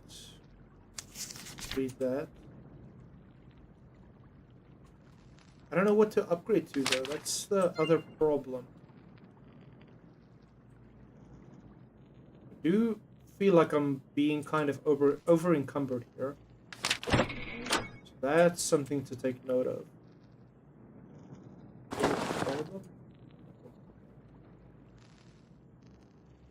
How's my stats and stuff? Everything's looking decent enough. I don't know if there's anything else I can fucking upgrade though. That's the other thing as well. Let's move to the next level. I think we've for once cleared out almost an entire floor. That should be pretty good. That feels pretty fucking strong. But I feel very fucking slow. That's the other problem. Rotten maw. Okay. With the rat. We've upgraded. Okay. Good. Ooh, this is a pretty book. I want to pick up the pretty book. Let me eat the slightly aged fish. Pick up the pretty book. Identify the pretty book. Let us identify the pretty book. Can't fucking learn it yet. It sounds. Okay. Let's kill this skelly. Before he's even gotten a hit in. Well done, well done. Let's go, chat. Let's go. Take the gold. Body potion. Well, we're gonna drop the bread? I don't think so. We'll hold on to that. Read the sign. No trespassing. Okay, I need to drop off some things. Applies teleportation, random intervals. We don't want that. I'm hearing something, and it sounds like bullshit. We'll drop that. Drop that. Drop that. Drop that as well.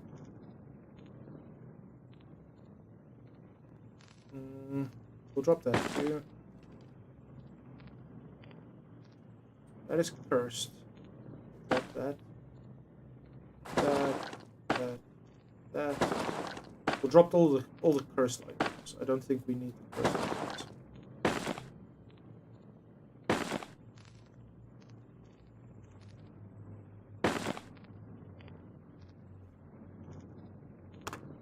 Auto sort our inventory. I think we're fine. We put on the glasses, we can see better now. Ooh, and we feel a bit faster as well. That's good. There is a... There's a burger in here. Ooh, it is a snack box. Felix's Delicatessen. Ooh, hello, welcome to Felix's Delicatessen. A bubbly potion of healing, 96 gold. Okay, interesting. I have some money. I think we should buy the potion of healing. Definitely think the potion of healing doesn't sound like a bad purchase. It sounds like a good option, guys. Gotta do it. Gotta do what we gotta do. Okay, so going to the next floor will be as simple as just going around here and going through there. But now we have to unlock first. Open up, pick up the ring. These can wait. We need to find a way to open the next door. We'll pick up the gold. Shit. I hear a boulder. Whew! We almost got bouldered, boys. That's not good. But at least we survived. At least we survived.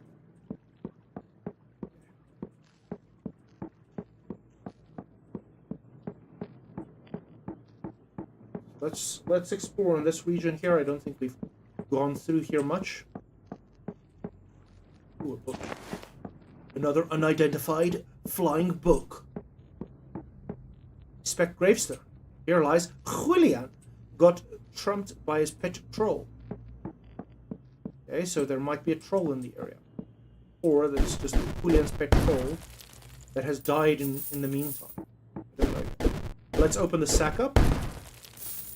Whoa, open that up. Okay, good. All seems good. All seems in order.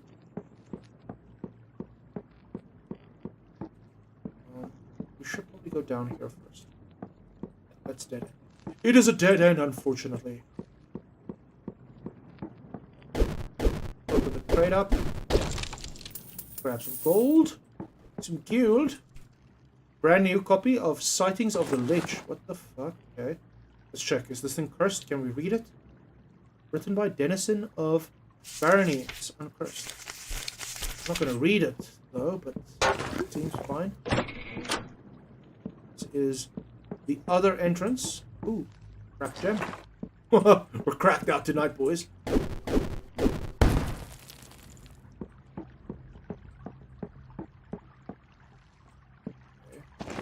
There's something here. Oh, this is the exit. Okay, great. We know where the exit is. We can proceed through this. Through this area. Let's pick up some more gold. Still good. Still good.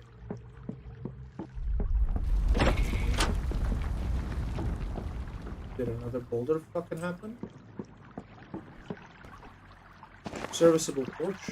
Drink. I'm invisible! It's fantastic! Now you see me? Now you fucking don't! Look at me being mischievous. You can't see me, my invisibility cloak is on. Interactive even?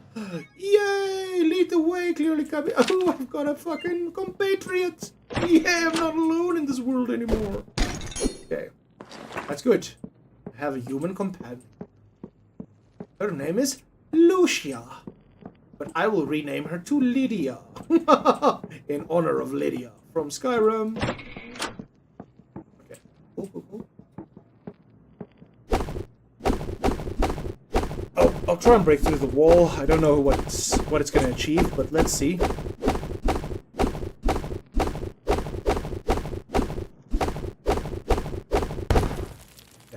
That did something. Alright, let's explore the rest of this cavernous hole. See something.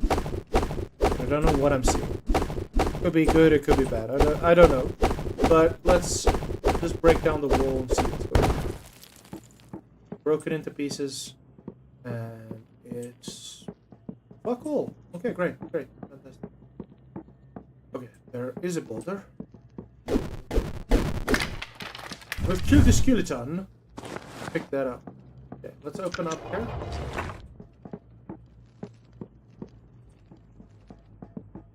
We'll continue exploring a little bit more here. Maybe there's some more hidden things.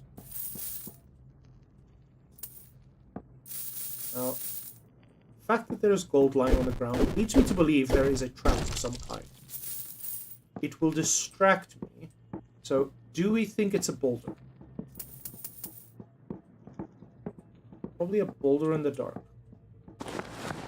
There's the boulder!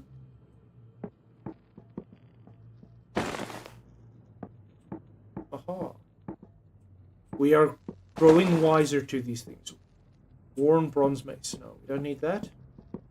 Tough gem. I don't think we need that either. It's another skelly. Oh, I thought it's a very dapper looking dude, but it's not. Decrepit iron shield. I don't want that. It's fine.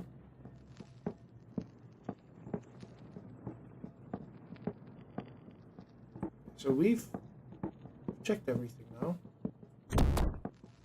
Oh, here's the fucking opening. Or the thing to open with. That's bullshit. I thought it was like hidden. And it was just hidden in the dark. Okay. And now what?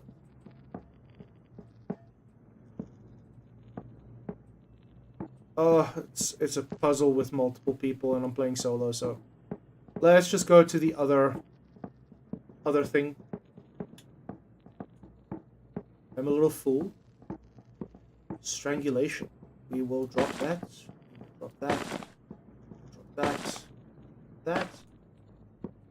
We're still a little over encumbered, so we'll drop shields. We'll drop the worn iron axe as well. And the decrepit helm. We'll drop that too.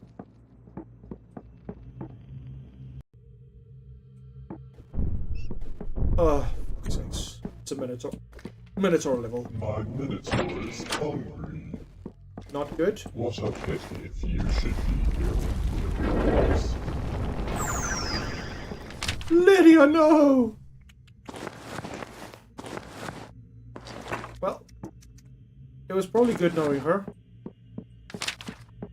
That's unfortunate. He will be missed, I suppose. Excellent wizard hat. Definitely want to put on the wizard hat. Just because it's cool. But we want to make sure it's not cursed first.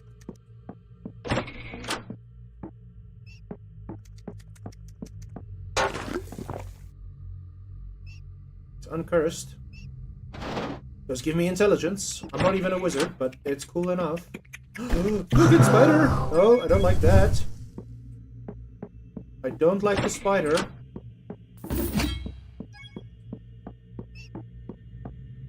Here likes Tom. It's a ghoul! Ghouls and goblins and ghosts and freaks. Okay. My stealth is increased. Excellent knuckles. But I've got pretty good knuckles already as is. Yeah, I need something to heal with again. Let me drink that. We're looking pretty. We're sitting pretty, boys. I'm seriously dreading coming face to face with that Minotaur. To be quite honest with you. I'm hungry! No! I have to eat that, and I will need food so soon. I will need food very, very fucking soon.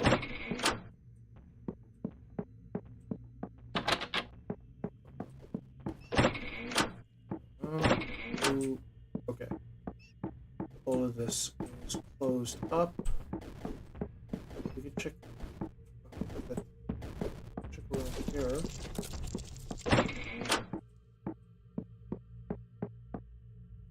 What was that sound? I heard an ominous sound. Torches are also starting to run lower. So far, it's not the end of the world.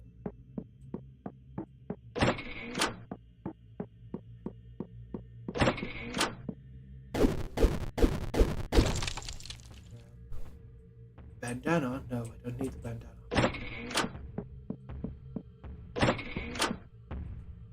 It's a troll again. Fuck the troll. Oh shit, oh shit, oh shit. I am very fucking low. I'm very low, I'm very low. This is not very good. No, I don't want to die.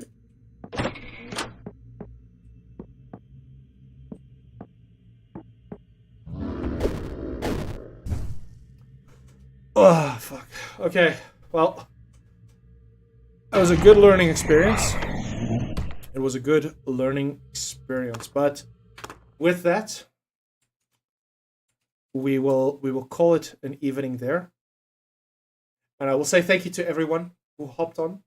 Of course, do you believe in some of these urban legends we discussed tonight? I'd love to hear from you guys. Drop off in the chat, let me know. Also message in the comments down below after the fact. Thank you very much for hopping on and watching tonight's stream with me. We'll be back tomorrow evening at 6 p.m. Central African time or Central European Summer Time. We'll also be streaming again on Friday evening at 6 p.m. Actually, we'll start at 5 p.m. Start at 5 p.m. on Friday.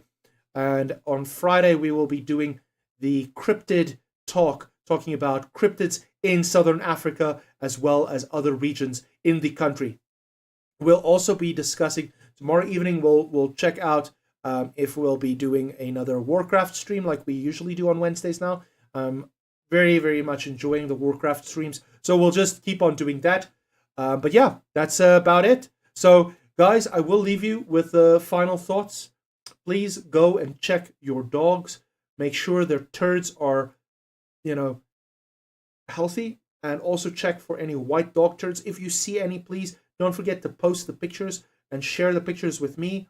Hashtag clearlyCubbage so that I can find them, so I can see them easily. If you see one roaming online, a picture or a video roaming online of a white dog turd, please feel free to tag me. I'd love to see that so that we can confirm if it's still around.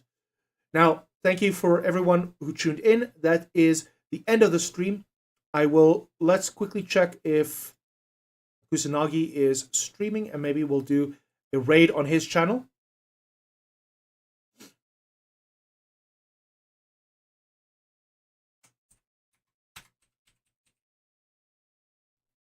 He is indeed streaming, so we will do a raid on his channel and we'll move over into that. I thank you all for watching with me, and let's hop over into Mr. Kusanagi Ryu 1's stream where he's streaming some Warzone being played. Or Splitgate 2, I'm not sure which one of the two. It looks like Splitgate, so let's do that now.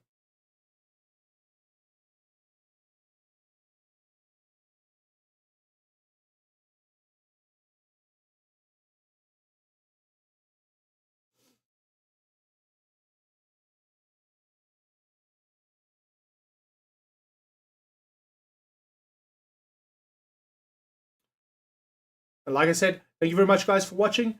We're going to tune out now, and I see you again tomorrow evening. Ciao.